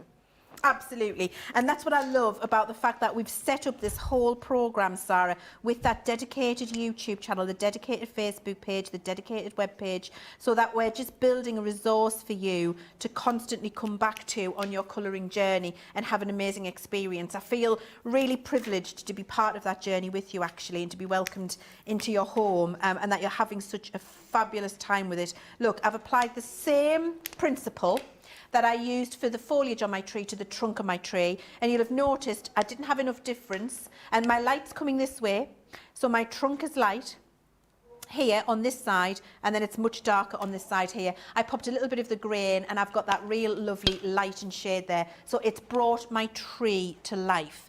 Now I just want to bring another tree in quickly and show you, I'm about to show you some different ones, but I just want to show you how you can use that green marker that we were using, but also use your yellow marker, because that's on the same side of the colour wheel. If you want to get even more light into your foliage, you can use that contrast if you want to as well. And I'll just show you very quickly on one piece what I mean by that. So we're going to go in with the dark here, and this is where you can start to bring more than one marker together. Remember, we did that with the cherry, with the red and the coral. So we can do our darker, we can bring it out with our other side, so that's our next step with our green pen. Now I've got this lovely yellow pen here, and I'm going to take my CT4. I'm coming up to my CT4 here. Don't be scared about how this looks, because we're coming back to this in a second. My CT1. There we go. So that's looking really lovely and shiny. And then with my lightest green, I can just do a very light wash, and I've got that lovely shine of yellow coming across, and I can layer my colours. So I've got that lovely, and that looks much lighter now. That's what I've done. You can see the difference between the two pieces of foliage here and here. This one looks a lot lighter now, a lot shinier, doesn't it? And when I bring these in, this is how I've achieved this. So I've used a little bit of the yellow to add even more of that highlight in the green if I want to. And what you can use your yellow for is the same way as we would use our blender pen. We can use the wrong pen, Leanne, here we go. We can use the CT104 on the first tree that we've coloured and just add in a little bit of a shine. Have I got the right side there? Yep, a little bit of a shine, so it'll bleach that colour out because it's a lighter colour, and it will start to give a little bit more shine in there for you, where you can increase your highlight. You've got that lovely colour coming in. Don't be scared to really just push your boundaries and change that up, and you can get it to look even lighter. And that's what I did here. And you can see with the tree, we can do it with the light source from the left, the light source from the right, the light source at the centre, and the light source from above, which is exactly what we did, guys, with the cherries. So the technique, when you learn it, does not change, but it changes how the finished image looks when you look at it. And you've managed to do that yourself. You can see that with that tree there. You're just changing where the light source is. And actually, Sarah, a top tip, what you and I've been doing, and what we haven't told everybody to do, and I think it's good, is on your scrap piece of paper below, draw your arrow. It's just a little visual. It just reminds you where your light is going to be and where your dark's going to be, and lets you get that lovely 3D look and feel. Hey, I've got Patricia saying she can't believe it. My tree looks like Leanne's. I couldn't believe that my tree looked like Leanne's either, to be totally honest. Miriam is saying this is totally amazing. I'm a newbie and just soaking it all in. I'm so excited to learn something the correct way. Brilliant. Elle Wilson says, I'm having so much fun. I'm trying not to do exactly as Leanne, but learning as I try. My tree was pretty good, but I know with what I've learned, the next one will be even better. That's exactly the right attitude to have. And do you know what? While Leanne gets a swig of a tea, I do just want to say, obviously you're all here because you've bought this box on HSN. The best thing you could do, the biggest thing I could ask is if you can go and leave a review on hsn.com for the today's special, for this item, because there's still other people will be able to buy this and get in on the program. They won't get the fantastic special offer that you got when you bought it, but they will still be able to buy into the program. And it would just mean the world to us if you could, if you've really enjoyed the education, if you're loving the product, the best thing you could ever do for our company is go and leave a review on hsn.com, because when we go back on HSN again and it says this has got however many reviews and these are some of the things people are saying, that just means the world to us. So big ask from me there while Leanne was getting a swig of tea. Oh, thank you. And I'm ready for another cup, actually. I'll ting the bell for our John. Ding, ding. Ding, Thanks, ding, ding, John. ding, ding, which is code word for can someone in the gallery go and let him know she's ready for another cuppa? So what we're going to do now is have a look at how to do the little dog. So we're going to look at how to do all of the flicking and texture to get that really lovely dimension on the little dog there, which you can see. So we're going to achieve this or this. So you can see the different colours, how lovely that looks for his fur. And when you can do the fur on the dog, you can do hair all day long. And we will look at how you use the techniques that we've just been learning to shade the dog in the same way, but with flicks rather than that smooth transition of a blend. So I've got two markers out of my box, Sarah. I've got my saddle brown and my tan, which is TN5 and TN6. And I've also got my TN3 and TN1. So I've got two markers, all four in the same colour family, to allow me to get that lovely colour on my little doggy here. So they're the two markers we're going to use. We're going to start with the lightest colour, and we're going to start flicking. Now, we practiced our flicking before, didn't we, with angling the marker and doing our little flicks. And that is what we're going to do to colour the doggy in. So we're going to start with one area at a time. That's really important. So we're just going to... are my pens in the way? Yeah. Sorry, I keep moving them in. You wouldn't believe she's been doing TV for like 12 years, guys. Think 12 years. You'd think I'd know to get my pens out the way, wouldn't you? Sorry, Adam. Right, okay. So starting with a little doggy, pick the area that we're going to colour first. I'm going to start with a leg. So pick a leg, any leg, and then just do your flicks. So flicks from the bottom up, preserving a highlight. So don't colour the whole thing in. Then turn it round. Flicks from the other side in. Bet you wish you had your Totally Tiffany design rotating board now, don't you? I really do wish I had my Totally Tiffany design rotating board. So flicks in. That's dealt with that leg.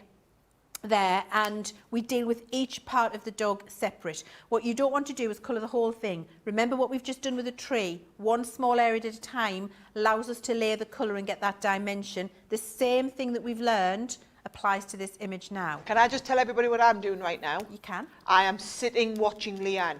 I'm not trying to colour the dog leg. I'm sitting watching Leanne because she's got 4 legs, so she's going to do this 4 times. So what I'm doing, and what I suggest you do, is I'm sitting processing everything she's teaching me now on this first leg, knowing that by the time she gets onto the second or the third leg, I might give it a go. And does it matter if I don't get the whole dog coloured?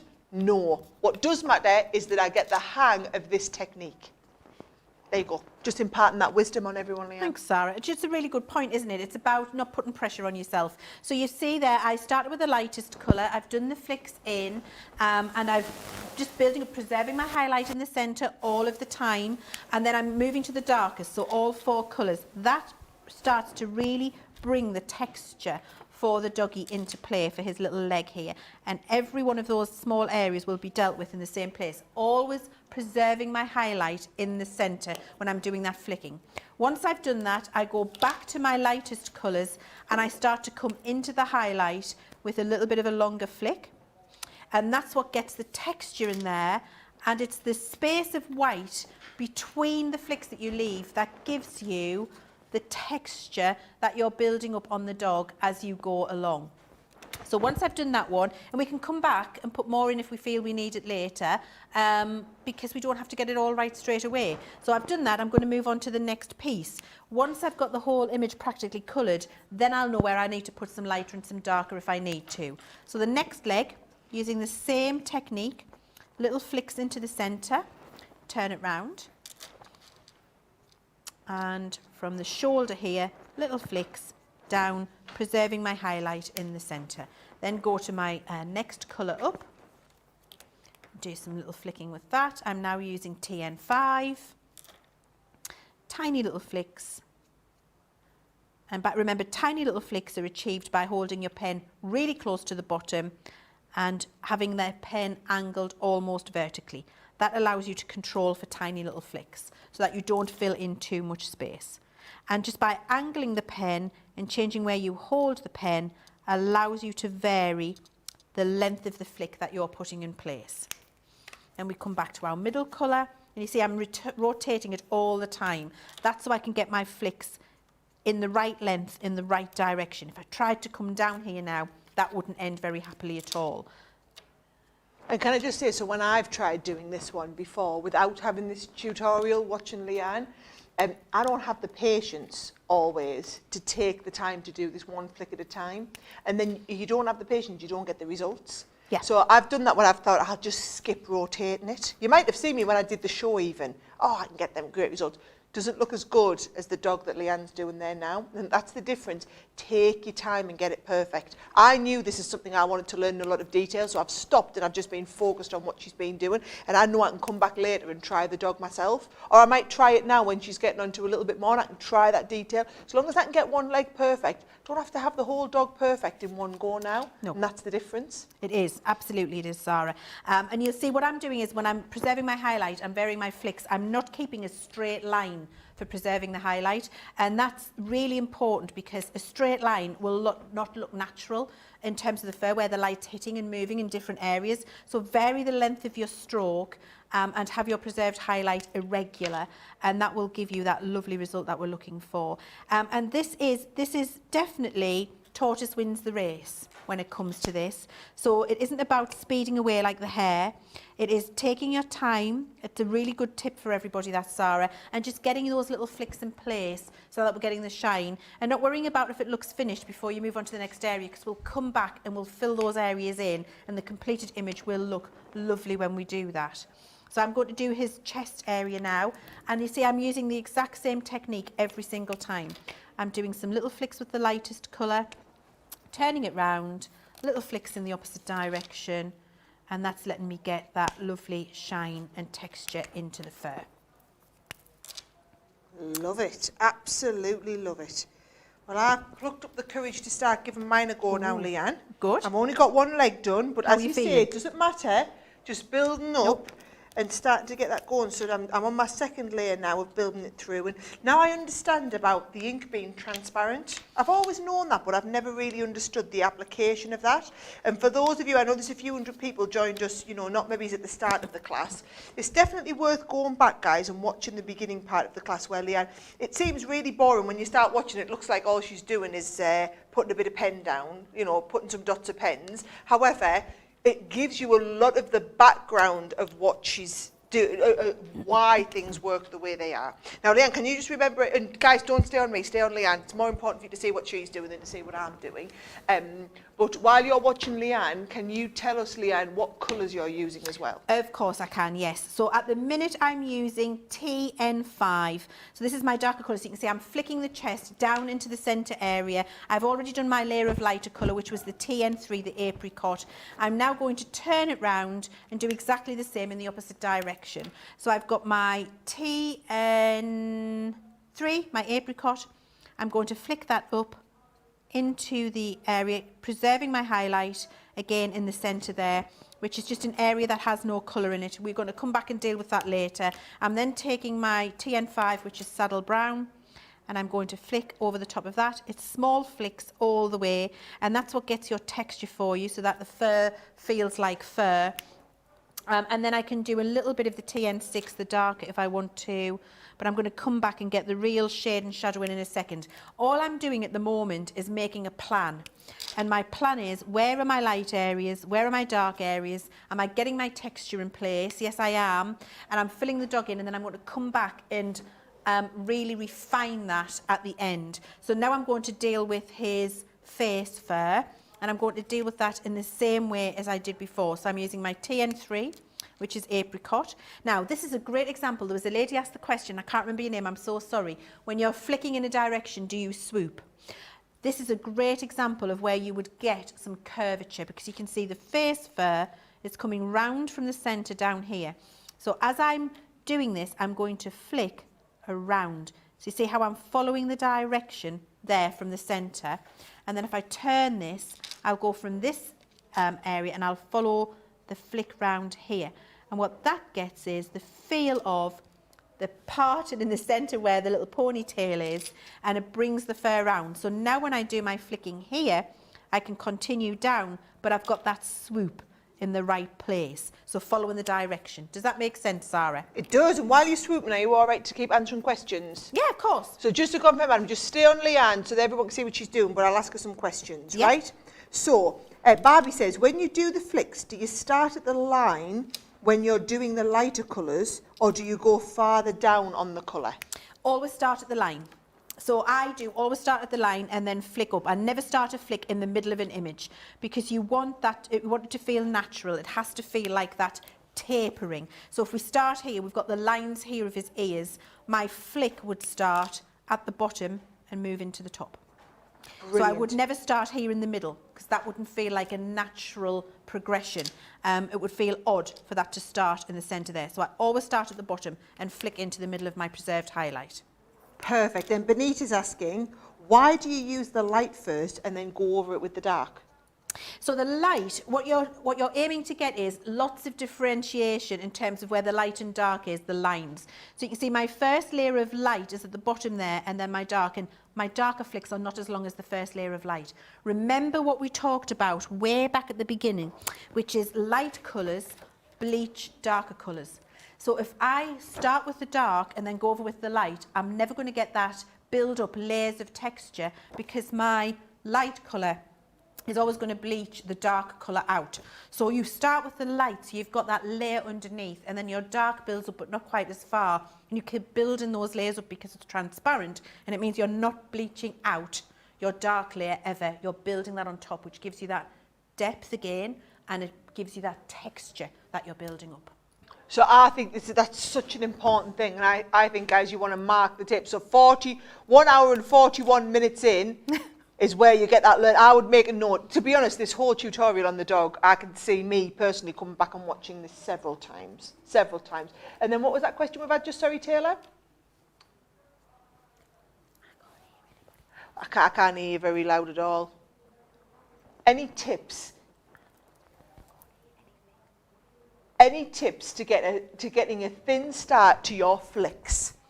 Oh, I think a thin start to your flicks or a thin end to your flicks. Let me go through that for you. So you can see here that, let's start again. So if I've got a tall, holding my pen practically upright is what I'm trying to say to you there. When I hold my pen upright, I get a smaller start to my flick. So that's holding your pen upright. When I angle my pen further down, I get a thicker start to my flick. So it's about the angle on your marker. So holding your marker up practically vertical and doing that gives you a thinner start to your flick, and angling your marker more parallel with your mat gives you a much wider start to your flick. Does that help? I'm sure it does. There we go. So I'm going to continue flicking that in. There we go. And you see now what I'm starting to do is build up the depth of colour in the shadows of the flicks on this little doggy. I'm going to come back to his face in a second. I'm going to deal with his body for now. And don't be afraid to go back and keep adding more of that depth in there. I'm going to actually go and bring my grey in. So remember, grey gives you shadow where you really need it and knocks things back. Remember how we did it on the tree? And this is something I can't encourage you enough, is to use the grey pen regular and not be scared of it.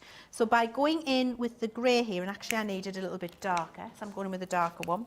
By coming in here with the dark one and just doing a few little flicks under his chin and round his ears there, and then coming back on top of those with my brown marker, my darkest brown, I'm going to get that real shadow around there, and it starts to make things really come to life, where you can see I've definitely got a shade under his chin now.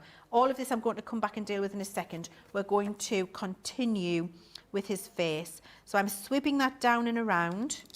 While you're doing that, Leanne, we've had quite a few beginners who are all requesting that can you clearly say when you switch colours what you switch to. What I will say is, don't worry, it's all in the same. As long as you've got hold of the same pen, basically she's just switching from the light end to the dark end.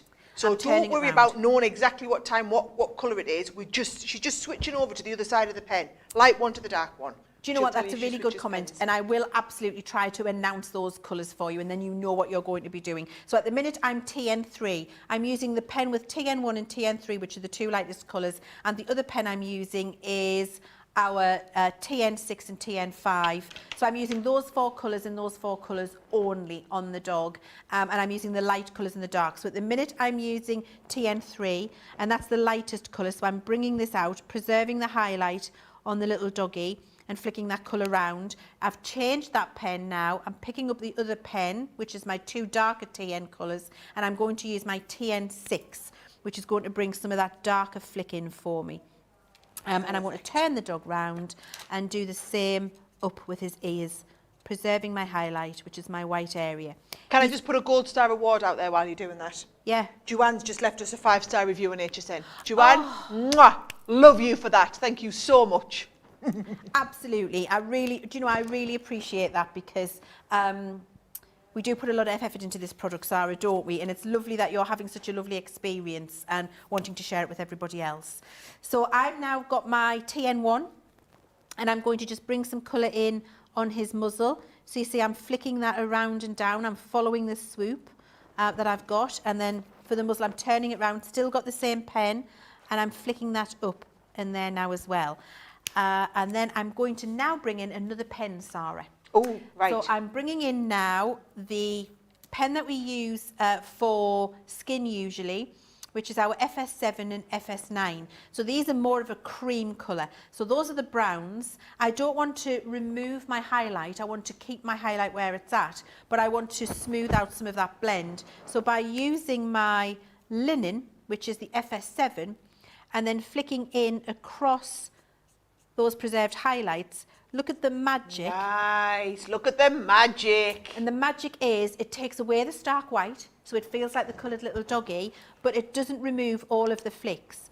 And so all of you're doing is knocking back that white, so now it feels like part of the doggy fur, and you can see all I'm doing is swooping that colour across, it takes away the stark white and makes it feel like all of that little doggy fur is there. So don't worry about leaving the white areas. We deal with them later, as I'm doing now, just with this colour, swooping it on, taking away that stark white, which now leaves all of the little flicks that I'd built up in place, but makes it feel more like that doggy has shine on his fur now, doesn't it? Or her fur. I was going to say her fur. She's got a little bow on the top there. She's got a little bow on her hair. Well, while you're just doing the ears, I'll answer a couple of questions, but stay on Leanne so you can see the ears, guys.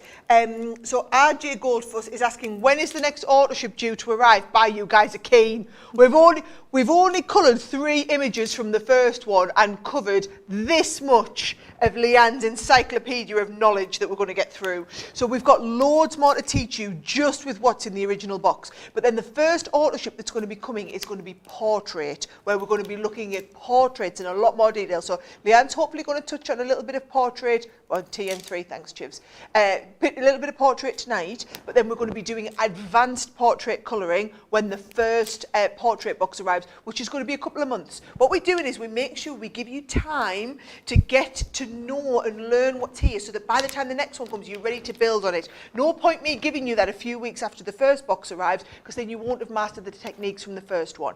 So that's your first authorship. And just so you know, those of you that are in the authorship programme, which I believe was something like 97.6% of people who bought the Today's Special got into the authorship programme. The great thing with HSN's authorships is if you're in the programme, you can always slow it down, you can skip a one if you need to, but if you're not in the authorship programme, you can't come back and get in later. So as long as you stay in that authorship programme, if you, for example, when we do flora and fauna, if you decide, you know what, I don't do any flora and fauna, I really just wanted to learn about portraits, I've had my portrait authorship, I'm going to miss that one, you can always miss it. But don't leave the programme altogether, because then when we get onto more advanced colouring with pencils, when we start to bring authorships 5 and 6 in, and revisit what we've done in the first few programmes as well, you won't be able to go back and get them boxes if you're out of the programme. So you always pause it, but I would never cancel it. And as long as you get right to the end, in that last authorship, you will graduate from the Academy of Colour, because you'll have been taking all these classes as we've been going along. So that's just a little bit about the authorship there while Leanne's going on that. Let's have a look. Super Panboy.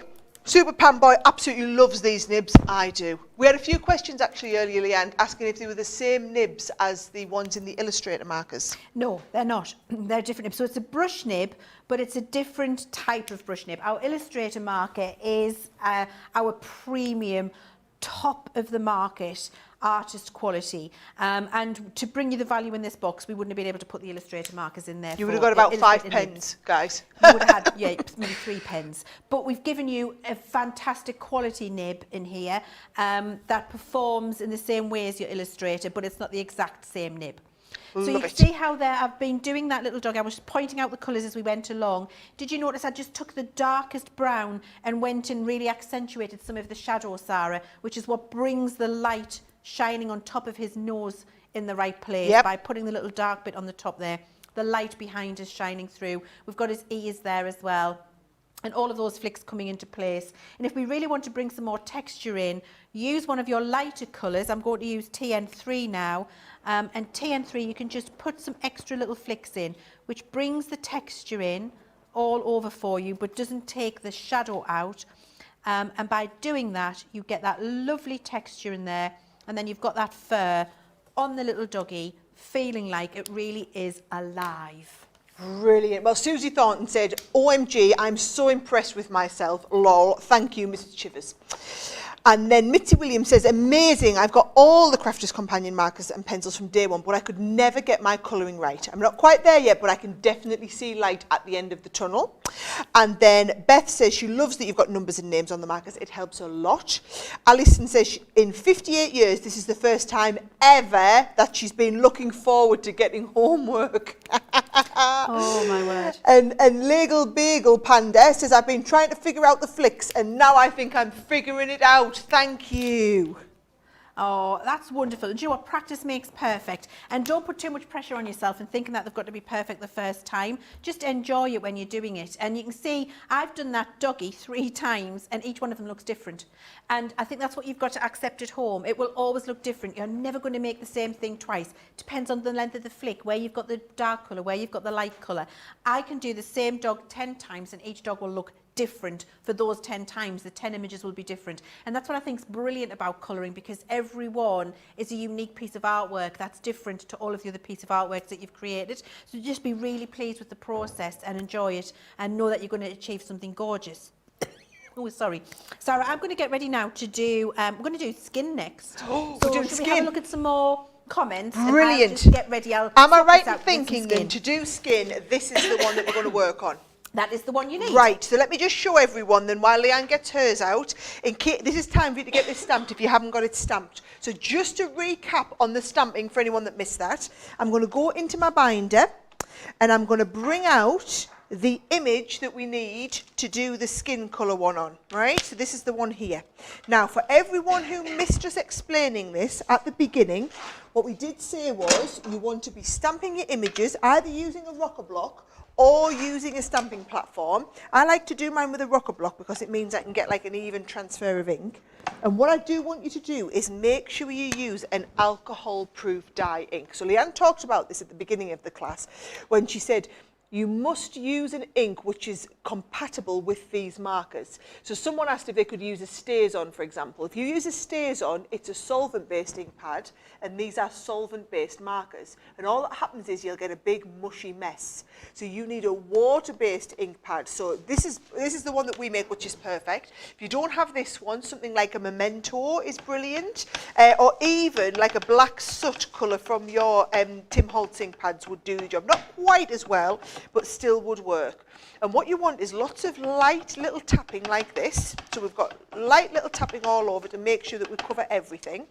Now when you're using the rocker blocks, you're just going to start on the heel and rock from heel to toe. That'll give you a perfect transfer there. It means we'll get everything.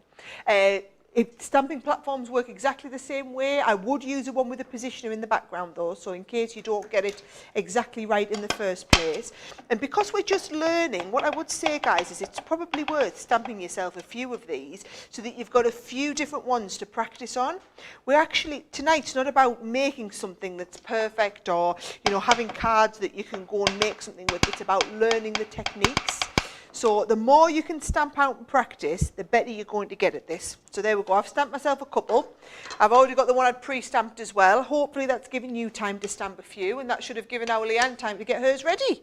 Absolutely. So I've got my image stamped. Thank you, Sarah. And then I've also got 3 examples here to show you. Now, what I'm going to do, look at the difference. Same image. Look at the different skin tones that we've been able to achieve and the different hair colours. Isn't it brilliant that we can do that with these markers in this box? So we're going to have a look at how we can do that and get that lovely shine on the hair, get that lovely soft skin tone. And we've got all of these for you, and we're going to get them photographed, and we're going to get the colours that we've used to achieve these put up on the website for you so that you can follow along, and you've got all of these maps of the colours that you need to achieve. Now that map's already on the website to start with. That one's on there. These 3 are not. Ooh, So we're going to add these bonus extras. Yeah. Right, so let's move these to the side, and we're going to start with the marker in our collection, which is FS7 and FS9. And then I'm also going to be using, to get some shade in my skin, I'm going to be using my light tan, which is TN1 and TN3. And that is for her skin. Excuse me. Now, remember what we've been talking about in terms of light and shade. So where things are light and where things are darker.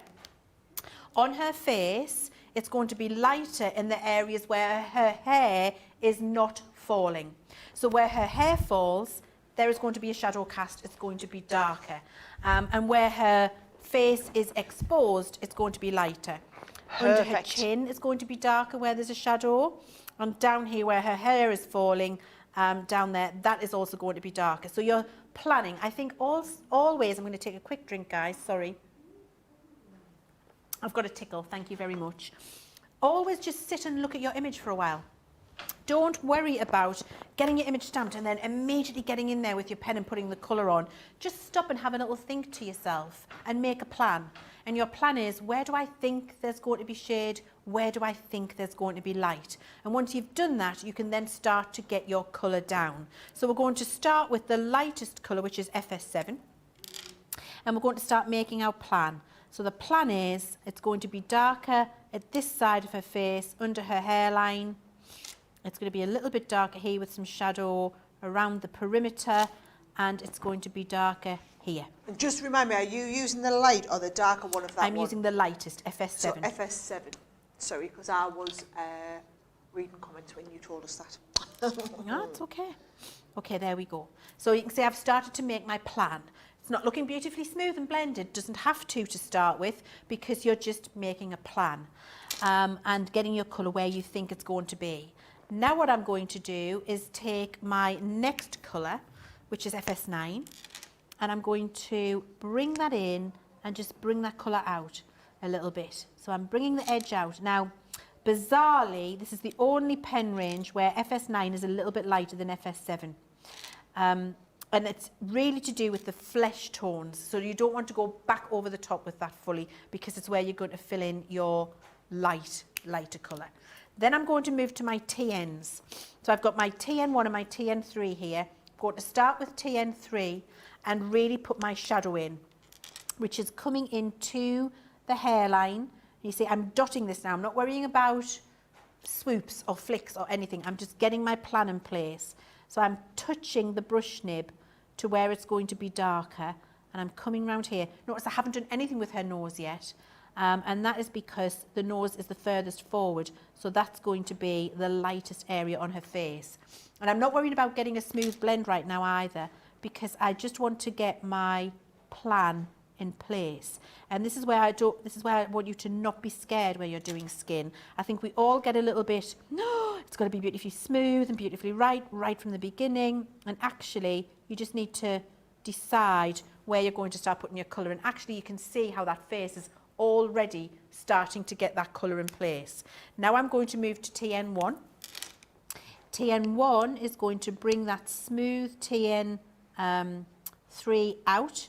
I'm going with a darker skin colour here than the very fair one we've done, and I will share all of these colours for you, and we can even have a look at the darker skin tone if we've got time. If not, I'm going to give you the map.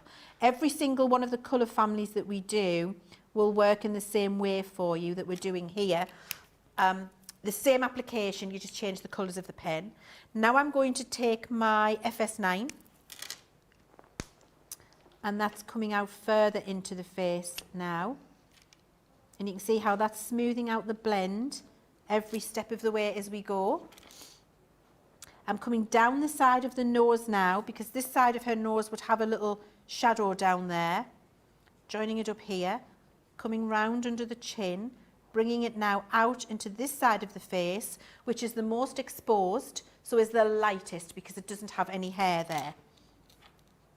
So I'm bringing that round, and then I'm moving now to FS7. I'm just now smoothing out some of those blends with my FS7. Bringing that round there. Same down here, so FS7's moving out. There we go. And then we've got my FS9.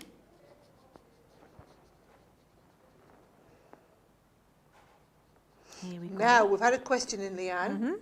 Someone's asking, will we also provide darker skin tone colours? Now, I can answer that one. So there are some in the box, which is why Leanne's given you the, you know, on the little colour chart that we'll have, you will have the colours for the darker skin tones. But then when you get your first auto ship, that's when we really beef out those colours. You'll get more of the colours to do a wider, broader range of skin tones. So I'll get Leanne to show you again the very darkest skin tone that she's done from the ones from this collection.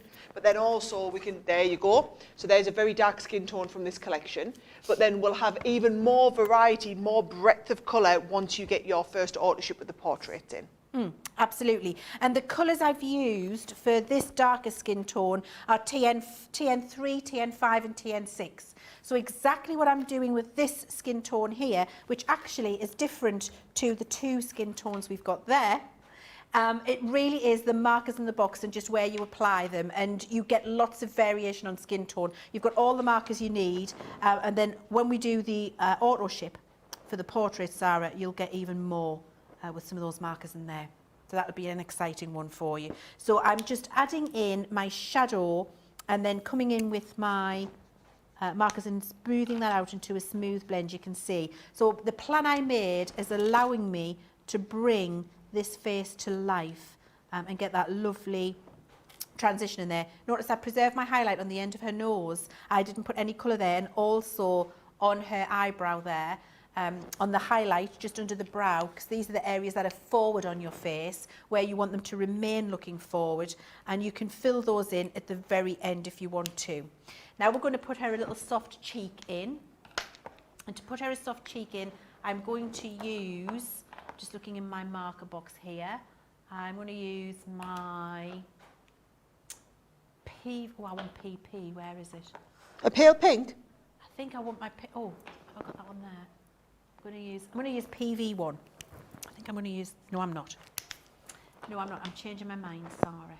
Here it is here. I'm going to use AP1, I think. Yes, I'm going to use AP1. What colour is that? Which is Antique Pink 1.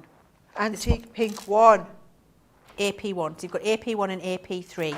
So to do that now, we're going to put a little bit of a blush on. You could use the coral if you want to. You know, the choices are yours, but I like this one. Now, when you're putting a blush on, you never do a circle.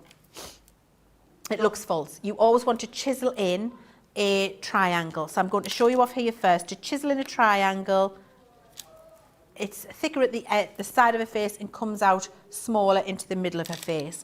And we're going to do it around about in this area and then chisel that in. And then we're going to take our lightest skin colour and soften all of that. And to soften it, I'm going to use FS9, and I'm coming over the top and to the edges, and that just makes that now blend into her face. So we've got that lovely colour transition.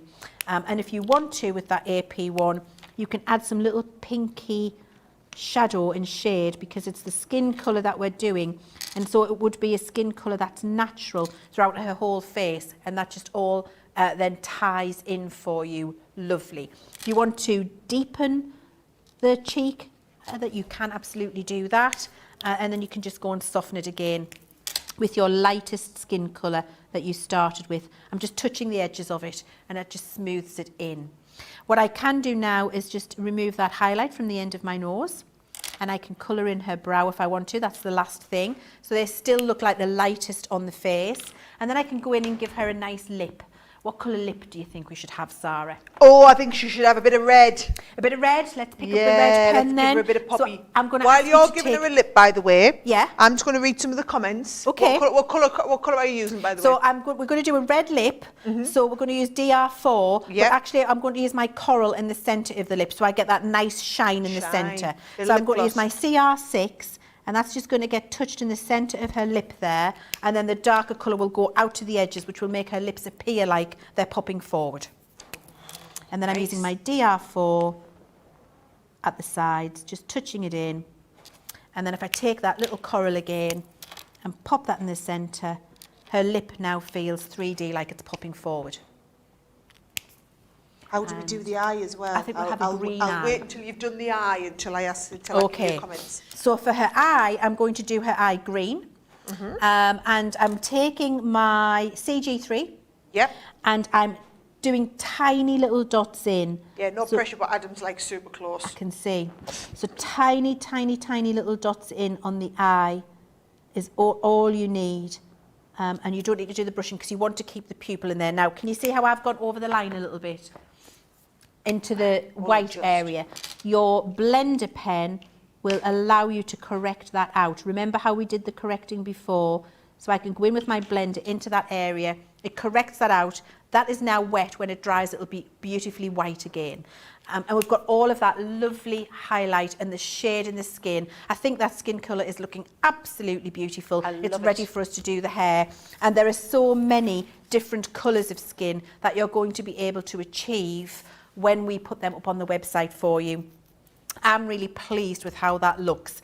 You can add more depth in if you want. It's one of those things where with skin, I think we're scared. You can put a grey underlay on skin if you want, so you can use your greys to get more shade, more depth in areas. Please do that. And also a very light purple is brilliant for that as well. And light purple, I would never have thought that. In this box, a DP1 would be nice as an underlay on skin, because some of us do have like a bluey purplish tinge to our skin underneath, so you can absolutely do that too. It will not ruin it. Practice with it, have a nice experiment and play, see what you think looks great for you and what you're happy with. I'm happy with how that looks now. I think that looks great. Have you been colouring along, Sarah? I have. Do you want to have a look at mine? Yeah, let's have a look at yours. Really pleased with mine too. There's mine as well. And so some of the comments, Faye's left a review on HSN, 5 stars of course. Thank you, Faye. Joni says, I'm 70-year-old and now I can flick. Thank you, ladies. That's awesome.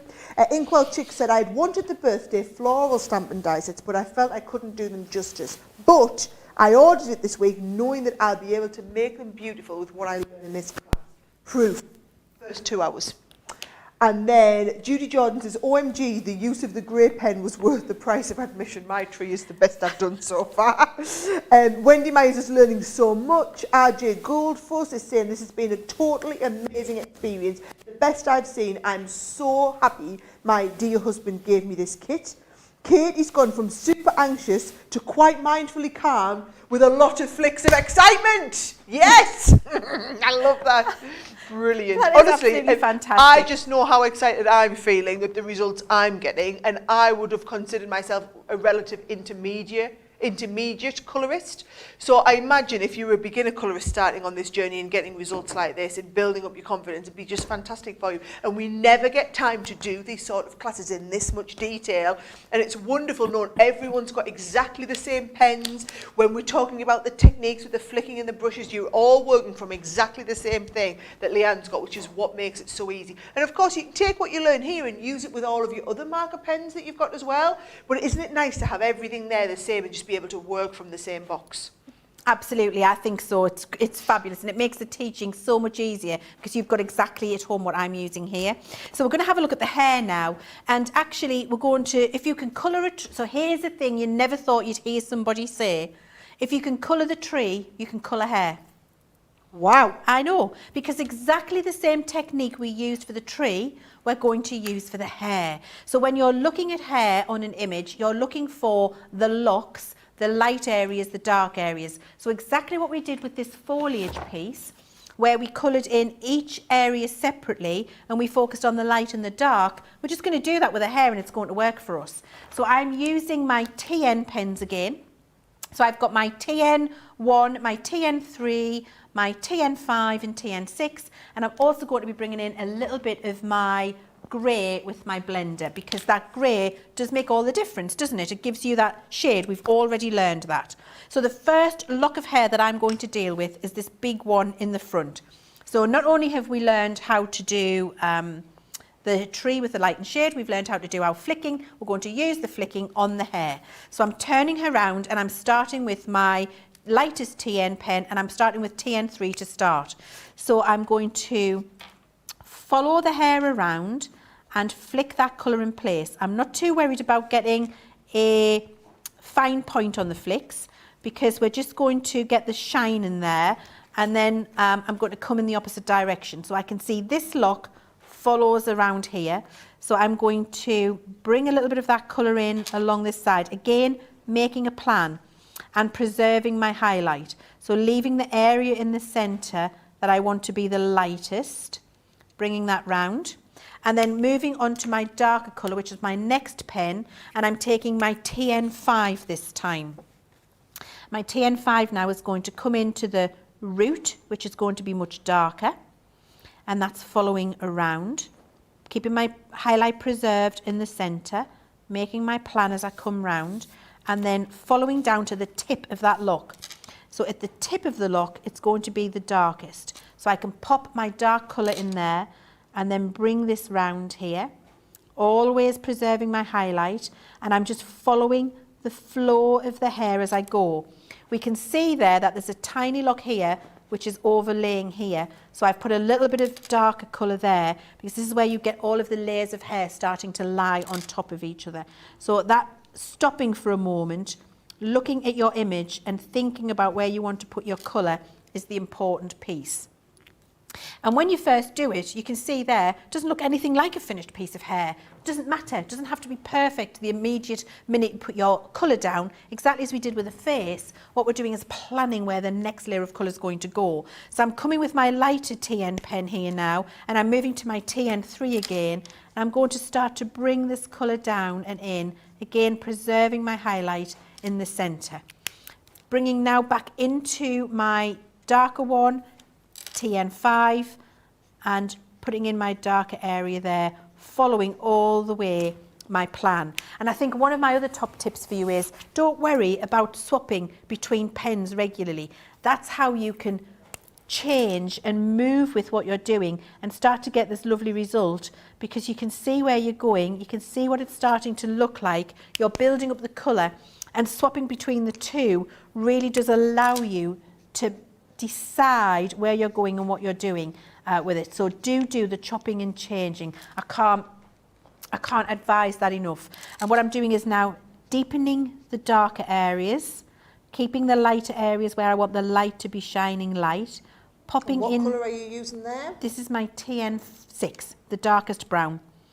And going into the smaller areas where it's going to be darker, getting that colour in there, as we can see, preserving my highlight in the centre. And then when I've done all of that and I'm ready, I can go in with my lightest colour, which is TN1. I can bring all of this round.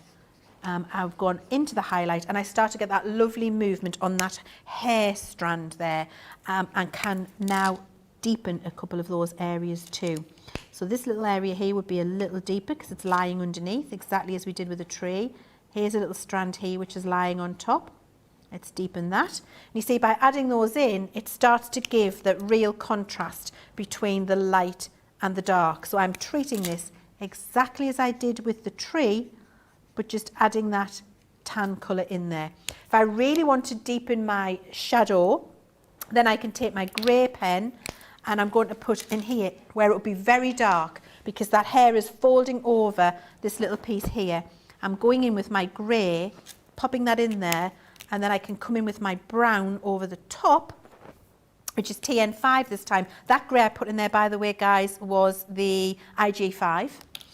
And then the brown's coming in on top, which will allow me to get that lovely deeper shade to feel like that is curling over. So once I've got that in place, and we can come back to this piece if we're not fully happy with it in a second, we're just making our plan, remember, I'm going to deal with this piece here. And it's going to be a little bit darker there, because this lock is coming over the top of it, exactly as we did with our tree, remember. So wherever it's darker, that goes up against the light edge, and that's what brings it to the forefront. So we're now going to deal with this lock, and it's going to be darker where it would be under here. So I'm actually going to put a bit of grey. Sorry, Sarah? Can I jump in with the Sarah tip? Of course you can. So I've coloured that first lock, and now I've decided, right, hang on, I need to focus here. So I've put the pens down and I'm just focusing and watching, because I've never done this with the grey in the hair before. So if you're like me, maybe you've had a bit of a go, I'm starting to feel a little bit overwhelmed, like, oh, I want to get this perfect, but I can't hear what she's saying, I can't keep up. So I've just paused to watch it. You feel it's okay to do the same. You don't have to follow along everything. Remember, and I've said it many times, this is going to be on the website forever. So you can get better and better at coming and practicing this. So take a leaf out of my book. Maybe now's the time to stop and watch a little bit as we learn, like, getting those levels of advanced. Because I've always been able to do hair. I've never been able to do it at a level I've been really happy with. And I'm really happy with my first lock. I want to watch and learn a bit more now. I think that's a brilliant, Sarah. And I think that's the thing, isn't it? It's not rushing into it. Now, look, I'm not happy enough with the depth of colour that changes there. So now I'm being really brave and I'm going with my IG8, which is on the end of my blender pen. And I want to put in a tiny bit of that just there. And it's the smallest amount. But it means when I come in now with my TN6 over the top, what that's given me is that lovely shadow, which now means this piece of hair looks like it's lying on top of this piece of hair. And you see I put my grey at the bottom here so I can get my shine in the centre of that lock, and I'm just bringing the colour up and around, and then I start doing the blend as I've done before. So now I'm moving to my TN5, bringing that out a little bit up further here, moving to my second pen, which is my TN3 now. The TN3 then brings this colour further out into the look. Move to your TN1 at the opposite side of the pen, join those looks together, and you've got that beautiful movement with the real shadow here, which now makes this piece of hair look like it's on top of this piece of hair. We're going to apply the same to this piece. So this piece is on top of this piece now. So we're going to put the darker in here and at the end, and then fill in with the brown again. So exactly as I did, we're going to come in with the IG8, tiny little bit. So we're making a plan. So this is nice and dark down here. And then a little bit of dark on the tip so we can get that shine in the middle of the look we're working on. I'm going to get my glasses. I need my glasses, Sarah. Oh, she means business. I mean, it's the the glasses serious are out. business when the glasses are out, isn't it? And then we're coming with the darker colour here on top. It's a great thing about them nibs, though. You can get into them little fine areas, You but you can also cover like a big wide area at the same time. Absolutely. They're beautiful. They just glide across the paper. They're a real good quality. That's a lovely experience when you're using them. Those of you who've been doing some colouring in advance, having a little practice, so many in the Facebook group have been saying, oh, I love these nibs. Took a lot of work. Leanne and the team were working on these for a long time. Now, while you're just going over that, Leanne, can I read some of the comments out? Yeah. Yep, so again, stay on Leanne so you can see exactly what she's doing. Queen Kimmy, number 1, says, where's my certificate? I'm a damn pro now. Lol. I love that. I love it. Rhonda Cowley says, OMG, I think this is the first time I've done a skin tone and it actually looks good. It's what we've been saying the whole time. You can have all the product in the world. If you don't know what to do with it, it's useless. You know, you'll be frustrated. You need the education. That's what we're so good at here. And I'm so glad we've been able to give you access to Leanne, how I learned it all in depth, in detail, taking our time and learning it together. That's the best skin tone I've ever coloured as well. It's not just you. Best tree I've ever coloured, best cylinder I've ever covered. But it's because I've taken the time, I've invested in myself the time to learn and advance something. Now, let's have a look. Deanna says, I feel that just after this first class, I can finally justify all of my marker purchases and better yet, enjoy the process. How fabulous to feel like that. We've got Jenny Black on here, says, I can't say enough good things about this class and the classes y'all are doing. We need to learn how to use the y'all. Y'all. I haven't quite got that. Laurie's asking, before we sign off, we're not signing off yet, don't panic, we've got plenty of time, we've got another 40 minutes yet. Can you please show us how you organised your binder? Yep, I'll get Leanne to do that at the end of the show. And also that'll make a good little Facebook video actually. Maybe it's one of the design team or one of us could do that later. Queen Sarah, Kimmy, that video is already in the Facebook group. She's on it. It's like she's read your mind. Or one of you have already asked her that before. It's already in. So there's a lovely video in there showing you exactly how to get your binder already organised. So it's pinned at the top of the Facebook page.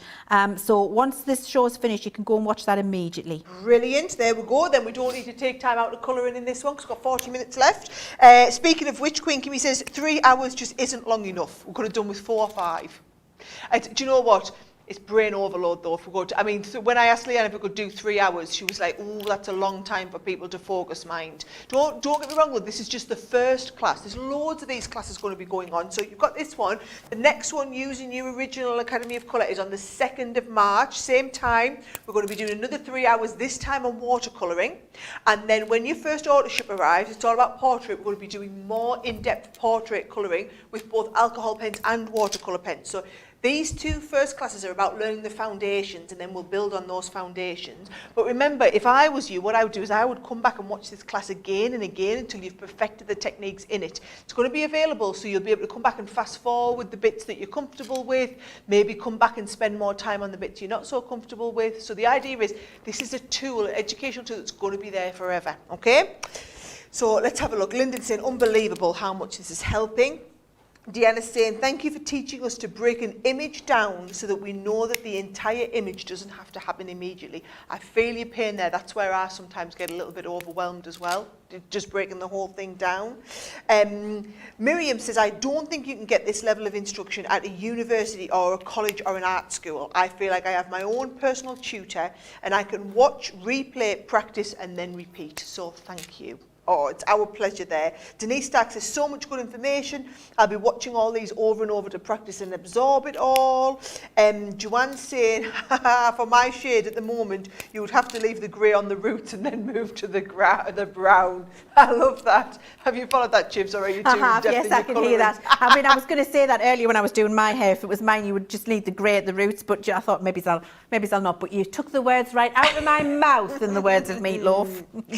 So Wendy said hair is something she's always wanted to improve on, so she's excited to practice after this class. Sue says, this Academy of Colour makes me so happy. I feel like I'm learning with a friend, not just Leanne and Sarah, but with all these comments. They're off the chart. I tell you what.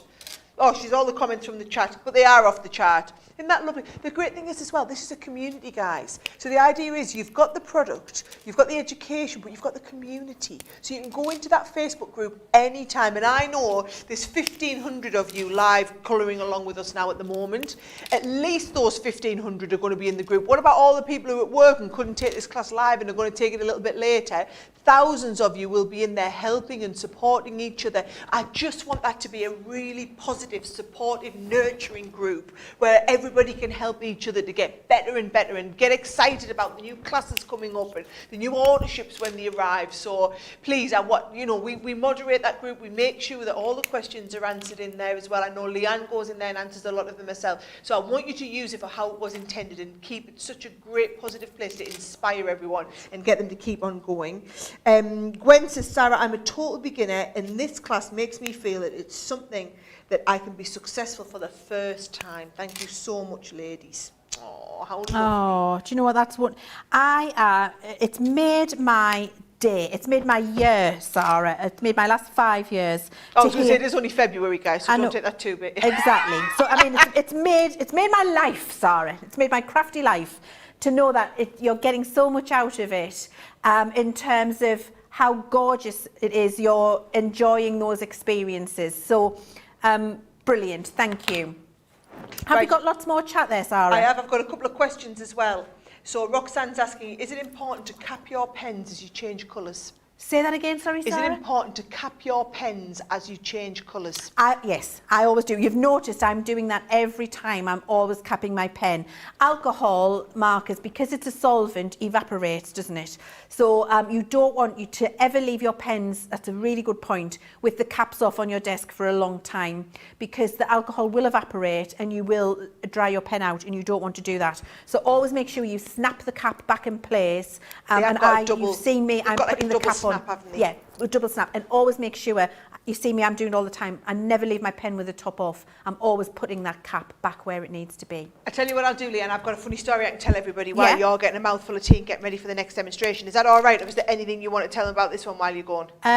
Look, I think we can stop there with the hair, because you can get the idea, can't you? Because there's so much else. I realise we've only got another 35 minutes. I think you can see how that hair is coming together, how dealing with each lock of the hair is making it all feel like it's lying on top of each other, having the dark and the light. And of course, we'll share all of those different colours for you on the website. For Leanne, get your words in. We'll share them all on the website for you, so you've got all of the different colour options, and you can see how they all start to come together really lovely. And it just depends, even if you leave a little bit more white, if you're brave, leave a little bit of white in there, you don't have to fill the whole thing in, but it all starts to overlap, doesn't it? And it gives you the confidence how it works with the skin tone. So I'm going to leave hair there, say we've done enough, because I would only do the exact same. I'm going to get ready for clothes now, Sarah. Right, so which one do we need to stamp if we see? You need the little girl with her dress. We need the little girl, which is going to be this one, guys. So those of you who've done all your pre-stamping, you're going to need to get your little girl out and stamp her. Those of you that haven't pre-stamped, take this time to stamp the little girl out. What I will say is, look at the one I've got up to while Leanne's getting ready for that. Bear in mind, I stopped after one little bit of hair. That's all right. It's all about learning today. It's not about who's going to finish this coloured image. It's not one of those classes where we all go away having made something. It's when we all go away having learned something, okay? So while you're getting your little girl stamped, for those of you who need to stamp around, we'll just give you a second. I'll tell you a funny story about when Leanne taught me about alcohol pens. So bear in mind, I was doing a big TV show in the UK at the time. Leanne had done the launch, and then I was going down to do like a 2-hour masterclass on alcohol pen colouring. So Leanne Leanne had taught me all the basics I needed to know. And somebody asked that same question about leaving the tops off and what happens if your pens dry out. And I remember Leanne teaching me about, so obviously if you leave the top off and the alcohol evaporates, the colour is still in the pen. You just haven't got the alcohol there anymore to move it. So she told me you could add a little bit of rubbing alcohol or essentially pure blender solution into the pen. So you could add the pure alcohol just to revive the pen a little bit. It's not the best idea, really. You just want to keep the caps on. But what had stuck with me was that you need to put alcohol in to revive it, as opposed to you need to put like pure alcohol or rubbing alcohol in. So live on air, I tell everybody, well, if your pen's drying out a little bit, you could always just add a little bit of gin or a bit of vodka into the pen. And oh my word, I felt me pocket vibrate as she texted me full of hell saying, I can't believe you've just told everybody live on TV to put some gin or vodka in the pen, Sarah. Take that back right now. Can you remember, Chibs? I can remember, yes. I was in so much bother that day, wasn't I? You were. Because I had visions of everybody going in the cupboard and trying to pour gin and vodka into their pens and like, why is it not working? But I mean, yeah. But you know what? It's all been a journey of discovery and learning for us. And the good thing is, Sarah, we have a laugh with it along the way, don't we? We do. What I mean? You don't do that, guys. Don't add gin or vodka into your pen. Just put the lid on. Yeah. Keep your lid on. You won't need your gin and your vodka. I mean, have a gin or vodka while you're colouring, but drink it. Don't put it in your pen. Okay, so we're going to have a look at the dress now. I've got my glasses on because I need to focus on what I'm doing right now. I have got this ready because this is going to make it very clear to you what I'm about to do. And then I've got it in several different steps.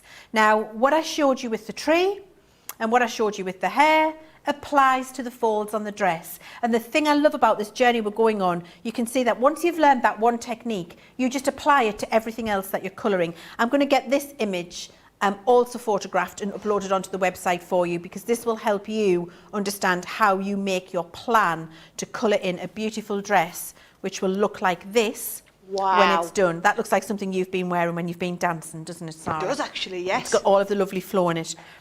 So, first thing you're going to do is get yourself a pencil. And with your pencil, you're going to map out where the lines go. So you see it started on here with the dress. Even if this didn't have these starts of lines on, you can just decide where the folds and pleats are going to be in your finished piece. And then very finely with the pencil, you put your map in place. Can I just tell them something really important, Leanne, that Yeah. people might not realise? So Leanne has a whole team of illustrators, and all of the stamps that are in this collection, they're not just random stamps. Leanne has planned the things that you need to learn and then briefed her team to draw the images and then practiced with the images and then had the images tweaked so that what you've got there, the reason you've got that exact dress with those little bits of lines in is because Leanne knew exactly what she wanted to teach you and how you needed to learn it, so that you learn on the master one and then you'll be able to colour any type of fabric and lines. You know, there's not one perfect image out there that can teach everything until we did this. So this has been specifically drawn for Leanne to teach you this technique. Same with the portrait. She specifically had that drawn so that you've got bits that are in front, bits that are behind. The tree has been drawn how it is so that we can learn about that shading in the background. Everything that you are seeing on those stamps, they're not just pretty stamps, they are stamps that are there for a purpose. And that's the sort of thing that you won't even realise that we're doing, but all the educational content, every authorship that comes, the stamps that have been drawn have been illustrated to be able to teach you brand new techniques and build you up on that journey. I think it's really important that everyone understands that, actually, Leanne. I agree with you, Sarah, yes. And do you know what? I didn't even think to mention that, but you're absolutely right. And I was a right pain in the patootie. You were. I remember for dealing my with the team. fallout from that, your team. They're like, oh, she wants it changed again. She's changed this stamp 47 times. I'm like, yep, we just need to make it perfect, guys. And I think they all are perfect. So you've seen here, I've actually wrote down what I've done. So to colour folds, decide on your sections. I've sectioned into 6 below, numbered the sections for you, and I've repeated that here, the one I'm going to colour in. Just trace your line with your pencil, just lightly, so you can see where your plan is. And then colour dark to light. This is the only time that I'll say to you, you're not putting your light colour down first. I'll show you why when we get to do that, because we're in those small areas. And to get this level of shine and difference, we really need to start with the darkest colour first. I'll explain why in a Adam, second. I think we need to be in close on this one. He's coming in, Jim. He's coming just so in. that I can see him follow along. And then you see I've reminded myself, and this is going to be a reminder for you when we put this on the website, preserve highlight where you think light may hit. So a light will hit on a fold of a dress wherever it is. So when it goes down, it's dark. When it comes up, it's light. So when we're looking at our dress and deciding where we're going to put the light and dark, we're going to choose where we think it's going down, where we think it's coming up. Where it's going down, it's dark. Where it's coming up, it's light. And helping you plan where that's going to be is helpful in having these 6 different areas, which I've replicated here. I've then got my BT6 and BT8, and I've also got my IB1 and IB3. And they're going to help me get that lovely dark and light on my dress. So I'm going to start with my BT8, and as I've done on this fold here, it's darker where it's dropping, lighter where it's rising, where the light's hitting it. So the BT8 is going to go along this part of the fold where it's dropping. So we're making our plan. BT8 goes in there. And it can come out a little bit to there. And then we go straight to the other side of the pen, and this is BT6. BT6 comes up alongside. We swap to our next pen, which is our IB3 and IB1. IB3 comes alongside, as you can see there. And then finally at the other side, IB1 fills in the preserved highlight, and we have magically and immediately got a beautiful fold in a dress. Now, for all of you who have been terrified of clothes and folds and dresses, how easy was that? And we just repeat it now. We just follow the same plan. So I can show you here where I've done exactly that. Here is my step 2, where we've done exactly the same again. And here we've got the completed finished dress. So I'm going to continue doing that, and it's exactly the same every time. Could not be more simple, Sarah. So I'm taking BT8, and that's going where the dress drops in the fold, where it goes down. BT8 first. Swapping round to BT6, bringing that up alongside. So I never go back over the colour I've just put down, Sarah. I only come to the edge of it, because you don't want to obliterate it. Then swap to my next pen, IB3. IB3 comes alongside that BT6 we've just put down. And then finally, to the opposite end, IB1 comes alongside that. And there we go. We've got the folds on top of each other. It's magic, isn't it? But it's really, really easy to do.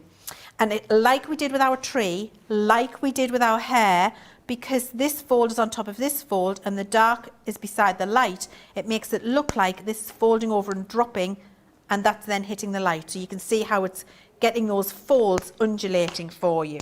Oh, that's a good word. Undulating, it's a great word, isn't it? I love it. Now you see where I put this extra little V in the centre here, because I wanted to get that real, as if the folds are coming under and then it's dropping, are coming higher. So what I'm going to do is take my BT8 again, and I'm repeating the same process all the way along.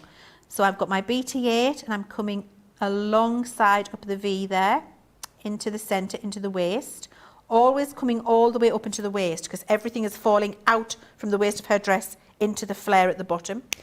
Turning the pen round and going to my BT6, bringing that alongside, changing to my next pen, which is my IB3. And then finally, my IB1.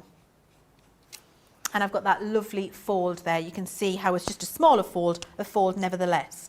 Now I'm going to ignore this little bit for now. And I'm coming to this next bit here. And so because I'm now starting to go in the opposite direction, I need to start thinking about where the folds would be catching the light. And it's going to change. So we're going to have light on the top here. If I continue doing that, it's not going to look real. So now it needs to be light coming into the centre. Does that make sense? Yep. So the dark meets in the middle. That's how you get that lovely change. So I'm going to put the dark now on this side. So I'm going to swap where I was putting it, and I'm going to bring the dark now back down there onto this side and just follow exactly what I was doing before. So now I'm moving to BT6. That's coming alongside. Guys, I know I'm being really quiet with the questions, but it was really important for you to hear everything Leanne was saying. So I didn't want to interrupt while she was saying that. So we will come and take more questions at the end of this demonstration, don't worry. And then with my BT1, there we go. And now what I can do is start to fill in this little bit in the centre to make that look like it's rising and falling. So I'm going to, with my BT6, because I've already got my BT8 here and BT8 here. So with my BT6, I'm going to bring in a little bit alongside, then change to my IB3, and then to my IB1. And you see how that now makes that look like it's dipped and then rising at the top. So all of those folds are now starting to undulate beautifully. I So wondered how you did that. this is light. This is light, so now we need to change what we're doing. So we're going to have it darker here, coming light out, because the light is hitting the top of those folds. So we're coming in now with our BT8, coming down here, changing to the BT6, bring it alongside. There we go. And then we're changing to our IB3.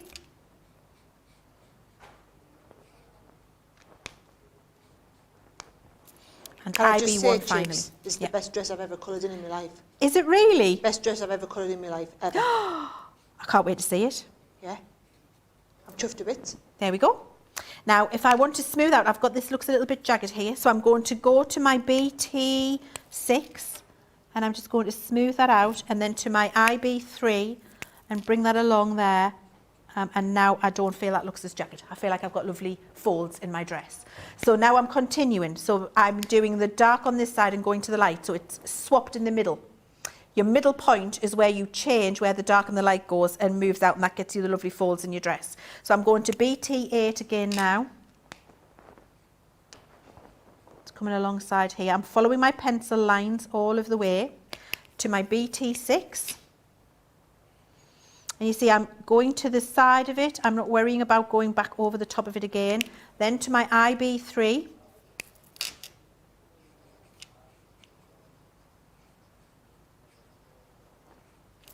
And to my IB1.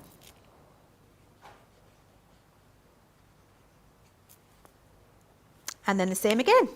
We're going to BT8.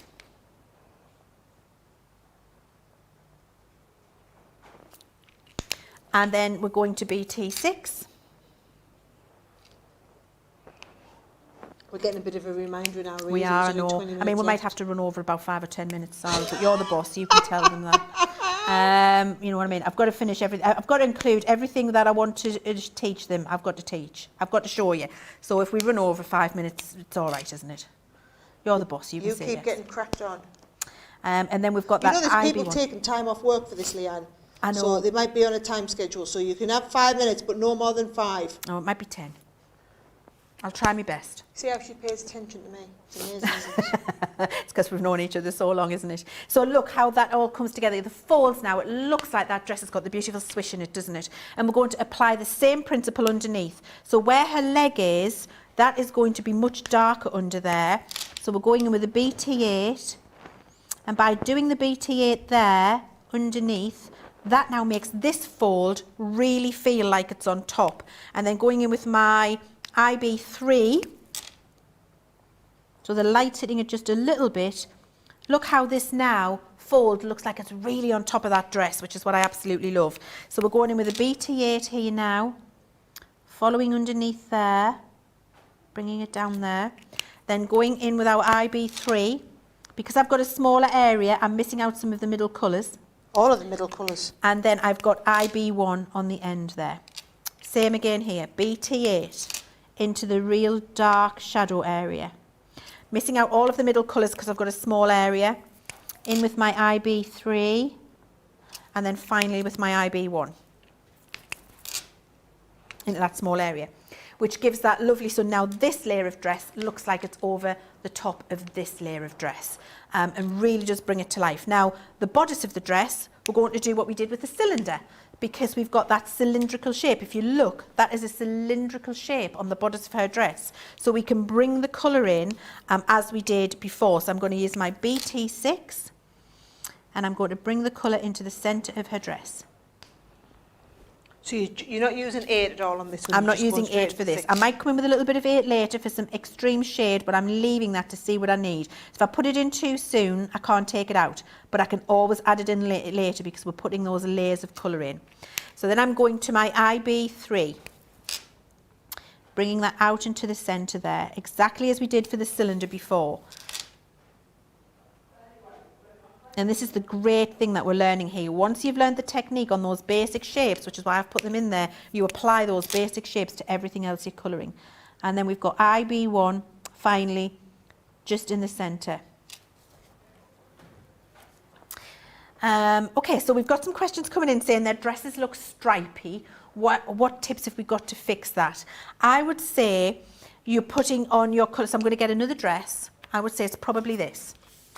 So I think when you're putting your colour on, I'm just going to put a couple of lines in here. So putting our map in place as we had.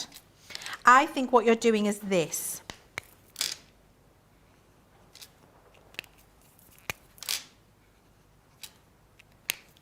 Where I'm going through those colours. And what I'm doing is drawing lines with my marker, but I'm not actually doing the blend. And that would give you what looks like a stripy dress. If I do here again to show you what I've done, it's layering the colours up. So you're lying the colours against each other, you're not overlapping the colours. To get rid of the stripy, you need to overlap a little bit. So if I do the same here, and I go with my BT8 in that area, and then I come in with my BT6, what I do is I overlap the BT8 a little bit, just by a small amount. So I'm not butting the colour up edge to edge, I'm overlapping and then bringing that out a little bit. And that's what does the blend for you. Now when I move to my IB3, I overlap that layer of BT6 ever so slightly.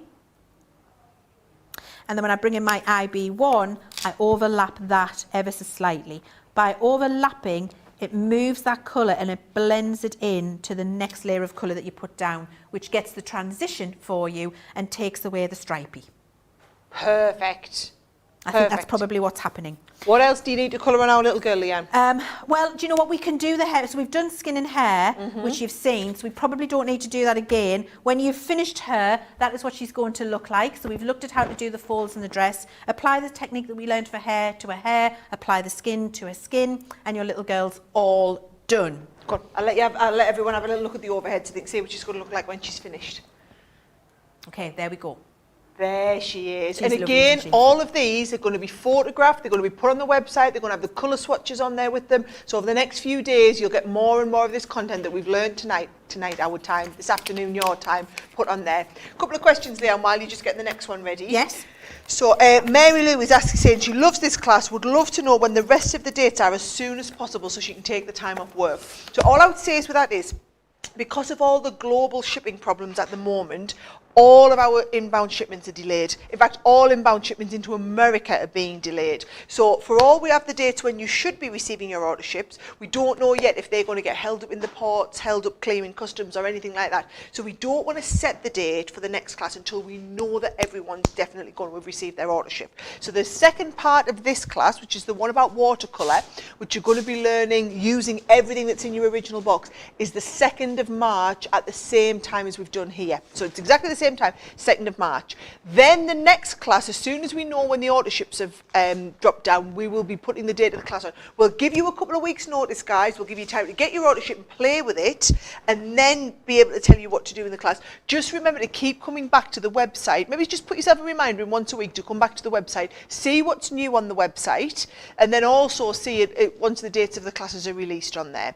And maybe see if we can do something about putting a sign-up form as well for email, so that we can email you when when the class or when the website's updated of the class. If that's something you want us to do, I can see if that's possible. I'm not saying it's going to happen tomorrow, but in the next couple of weeks I'll see if that's possible to have them details added onto the website so that we can email you when there's an update on there as well. So that should be hopefully a little bit helpful. Right, Leanne, what's the last thing we're learning? So we're going to have a look at some colour transitions between two different colours. We're going to look at how to do a colour transition between a purple and a blue. Could be any two colours, not from the same colour family. And we're going to look at that on these fairy wings. I'm not going to show you the dress because the dress was done in exactly the same way we've just done the little girl's dress, drawing the lines in for a plan, following exactly as we did it, but on the fairy dress. The hair and the skin we've already looked at. So we're going to look at those wings, and then I'm quickly going to show you some palette blending because I did promise I would show you that as well. So two different ways of doing this lovely transition between colours. So the first thing I've got here are my PVs. PVs, I've got PV1, PV2, PV3 and PV4, and I'm also going to use my IB1 to get that blue on the tip end of the little wing there. And actually the technique we used for the dog to get the texture is the same technique we're going to use now to get that transition between the colours on the fairy wing. So I'm going to start with my PV1 on my fairy wing, and I'm going to flick out from the wing into the centre. So I'm doing my flicks out and just following the swoop of her wing around there. So you see how I'm moving my image and varying where my flicks are. I tell you what, this is when it's good to have them pens with the lovely brush nib on there, because that's so quick to do, isn't it? It really is lovely. Get a lovely soft layer down of colour. I've changed my pen. I've just moved the pen around and I'm using PV2 now. So I'm flicking out a little bit more of that colour. So it's intensifying at the base of her wing, but it's not coming out quite as far. There we go. They're so juicy. They're lovely, aren't they? And then I'm going to do my PV3. So I've got a little bit of that, and again, not quite as far, just into the tip of the wing there, the base of the wing, near her body and near her hair, flicking that out, but not as far as the first layer. I'm then going back to the PV2, and I'm going to blend that last darker layer of ink out, so I'm getting that lovely transition. So I'm just going to the tip of it and bringing that out across the wing there. I'm then going to the lightest colour, PV1, and I'm going to bring that colour out. So I've got that lovely transition now between those three PV colours from the base of a wing out to the tip of the wing. I then turn the whole wing around. Because remember, I like to flick away. I find it so much easier. When you're transitioning between two colours like this, it's very important that you do that. Because if I try to flick this blue over here, I'm just going to change the whole appearance of everything. I now need to start on my preserved highlight with my IB1 and flick back into that colouring. So you see I'm going from the tip of the wing and I'm flicking back in and I'm overlapping the colour. So I'm not going all the way down, I'm varying the length of my flick and I'm letting it overlap. What that's doing is making the colour transition for me straight away, quickly and easily.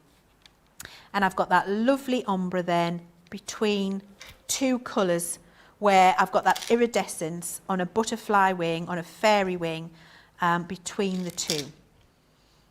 Flick that in all the way down.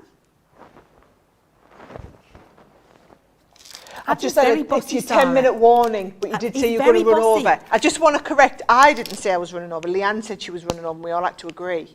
Yeah, and that's probably going to happen. There we go. So I've just filled in. Now look, how quick and easy is that to get that beautiful transition and that iridescent ombre between the colours. And it is purely going so far with your lightest and then turning it round and bringing that other light colour in and just letting it transfer over a little bit.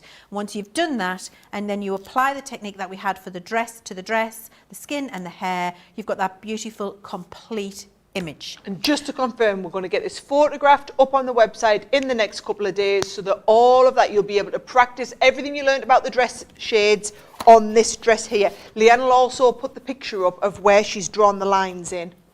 I will. Yeah. We will. Just give us so tomorrow I've got a really busy day in the office.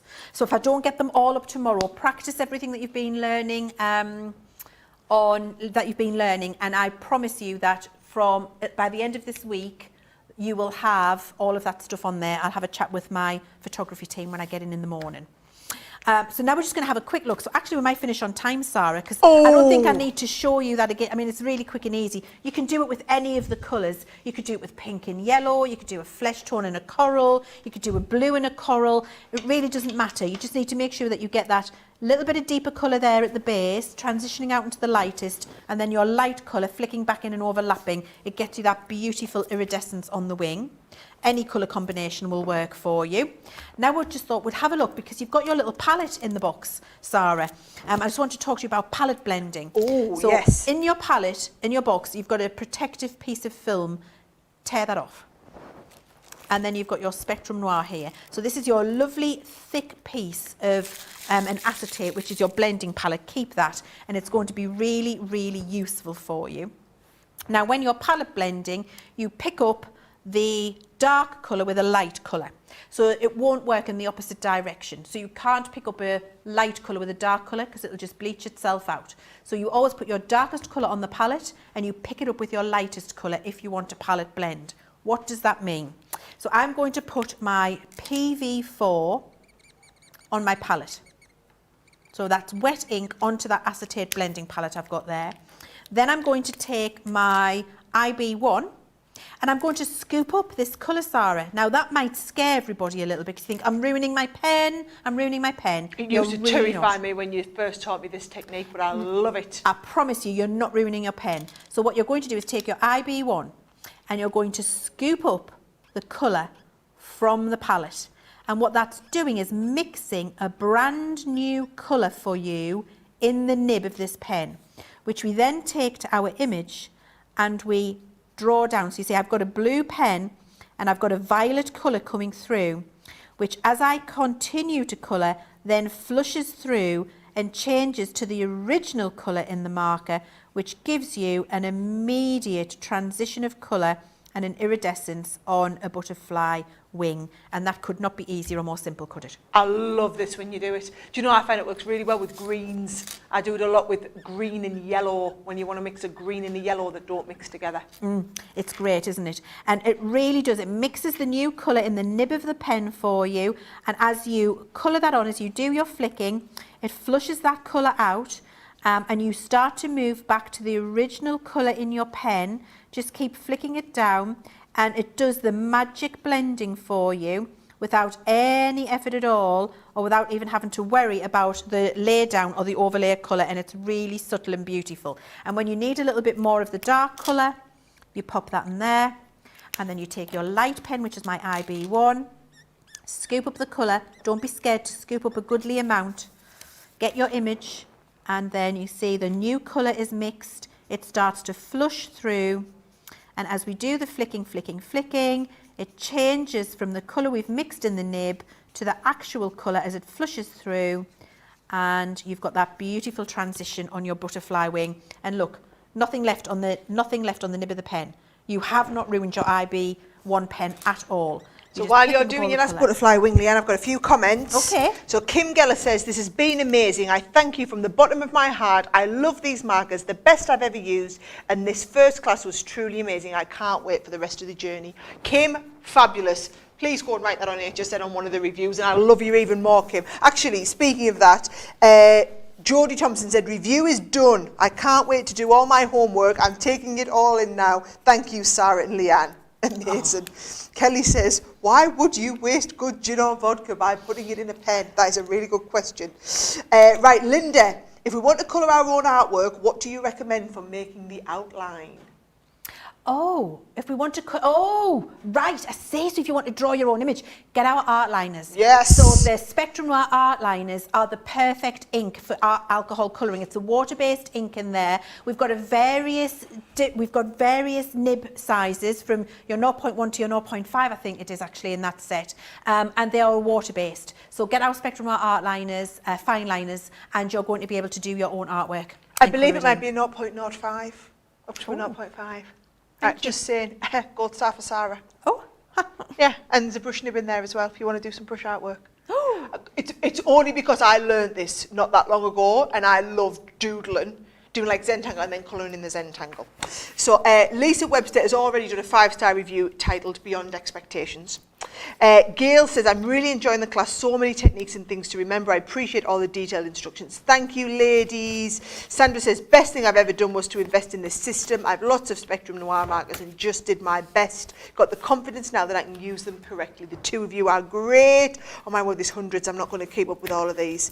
Could Leanne go over the proper storage of the markers? I found the markers that I stored in the case upright had no ink at one end. Don't want these to happen with the new markers.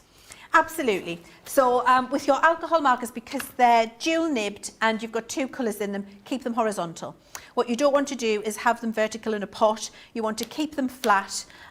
If you have to put them vertical for a small amount of time while you're travelling somewhere, that's fine. But when you get to where you're travelling, get them all flat again and keep them horizontal, and you'll have that lovely distribution of ink at both ends of the pen. So don't do that, do that. Do you know what? There's not many questions, but there's a lot of comments here, a lot of love. Jeanette's in tears, could only dream of this. She found books confusing. She says, thank you from the pen snob, lol. I have over 100 pens that I can now use. Oh my. Sharon says, the class is awesome, thank you. Katie says, the value of these classes is very much not lost on me. Can't thank you enough. Catherine's so glad she bought the Year of Craft. She was floundering with her colouring. How many of us have been in the same place? And this has revived her ambitions. There you go, Leanne. Let's have a little look. Apparently, Kathy says you can take off whatever time you want, Leanne. Yeah, you don't have to do all that busy work tomorrow. Oh, that's brilliant. Thank you very much, see Kathy. about I'm that. just going to take that as read, but I think everybody else in the gallery probably wants to go home. They've had a long day. But do you know what? I am going to be popping into the Facebook group with little mini videos. If you're struggling with anything and you need a little helping hand, we are going to be popping into that Facebook group and doing little 5-minute bites of this kind of session just to help you along your way.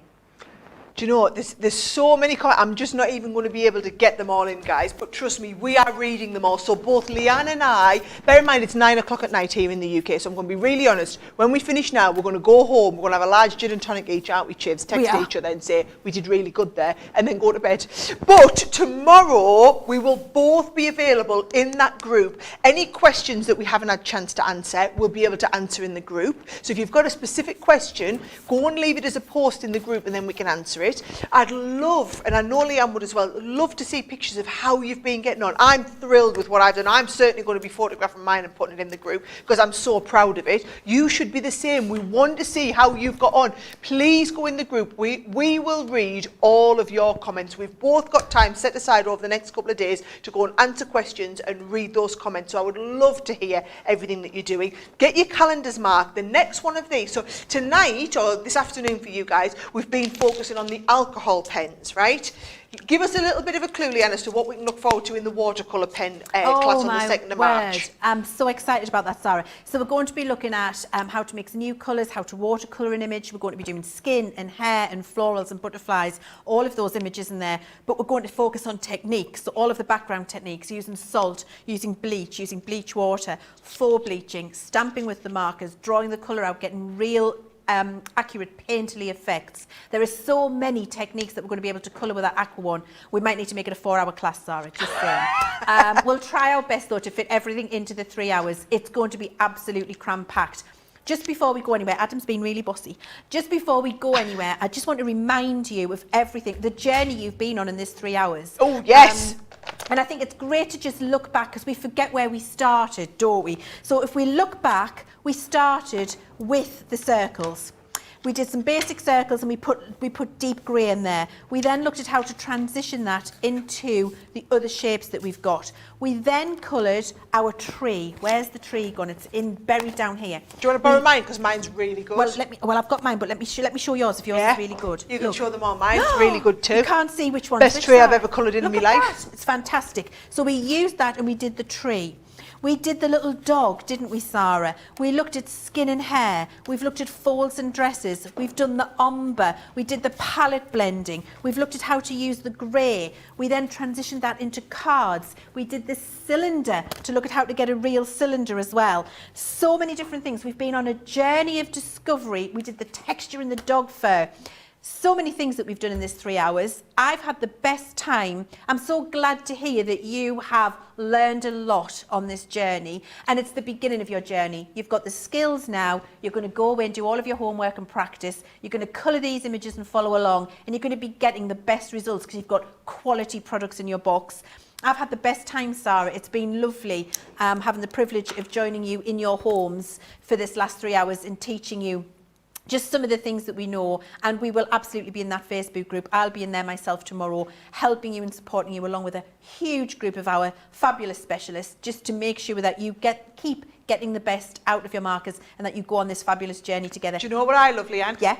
This is the first, this is step 1 of 18 months of education like this that you guys have got. You know, this is just the start of it. We're going to be back on the 2nd of March. We're going to be back chatting to you in that group there. You can already look forward to your first ordership coming. This is literally, if you think this is good, it's just going to get better and better from now. So huge thank you to Leanne from me. Huge thank you to all of you guys from joining us. And I guess we better go and sign off, seeing as we're running over and we're ready for that gin and tonics calling, Leanne. Absolutely, I can't wait. Hope Mr. C's got it poured out.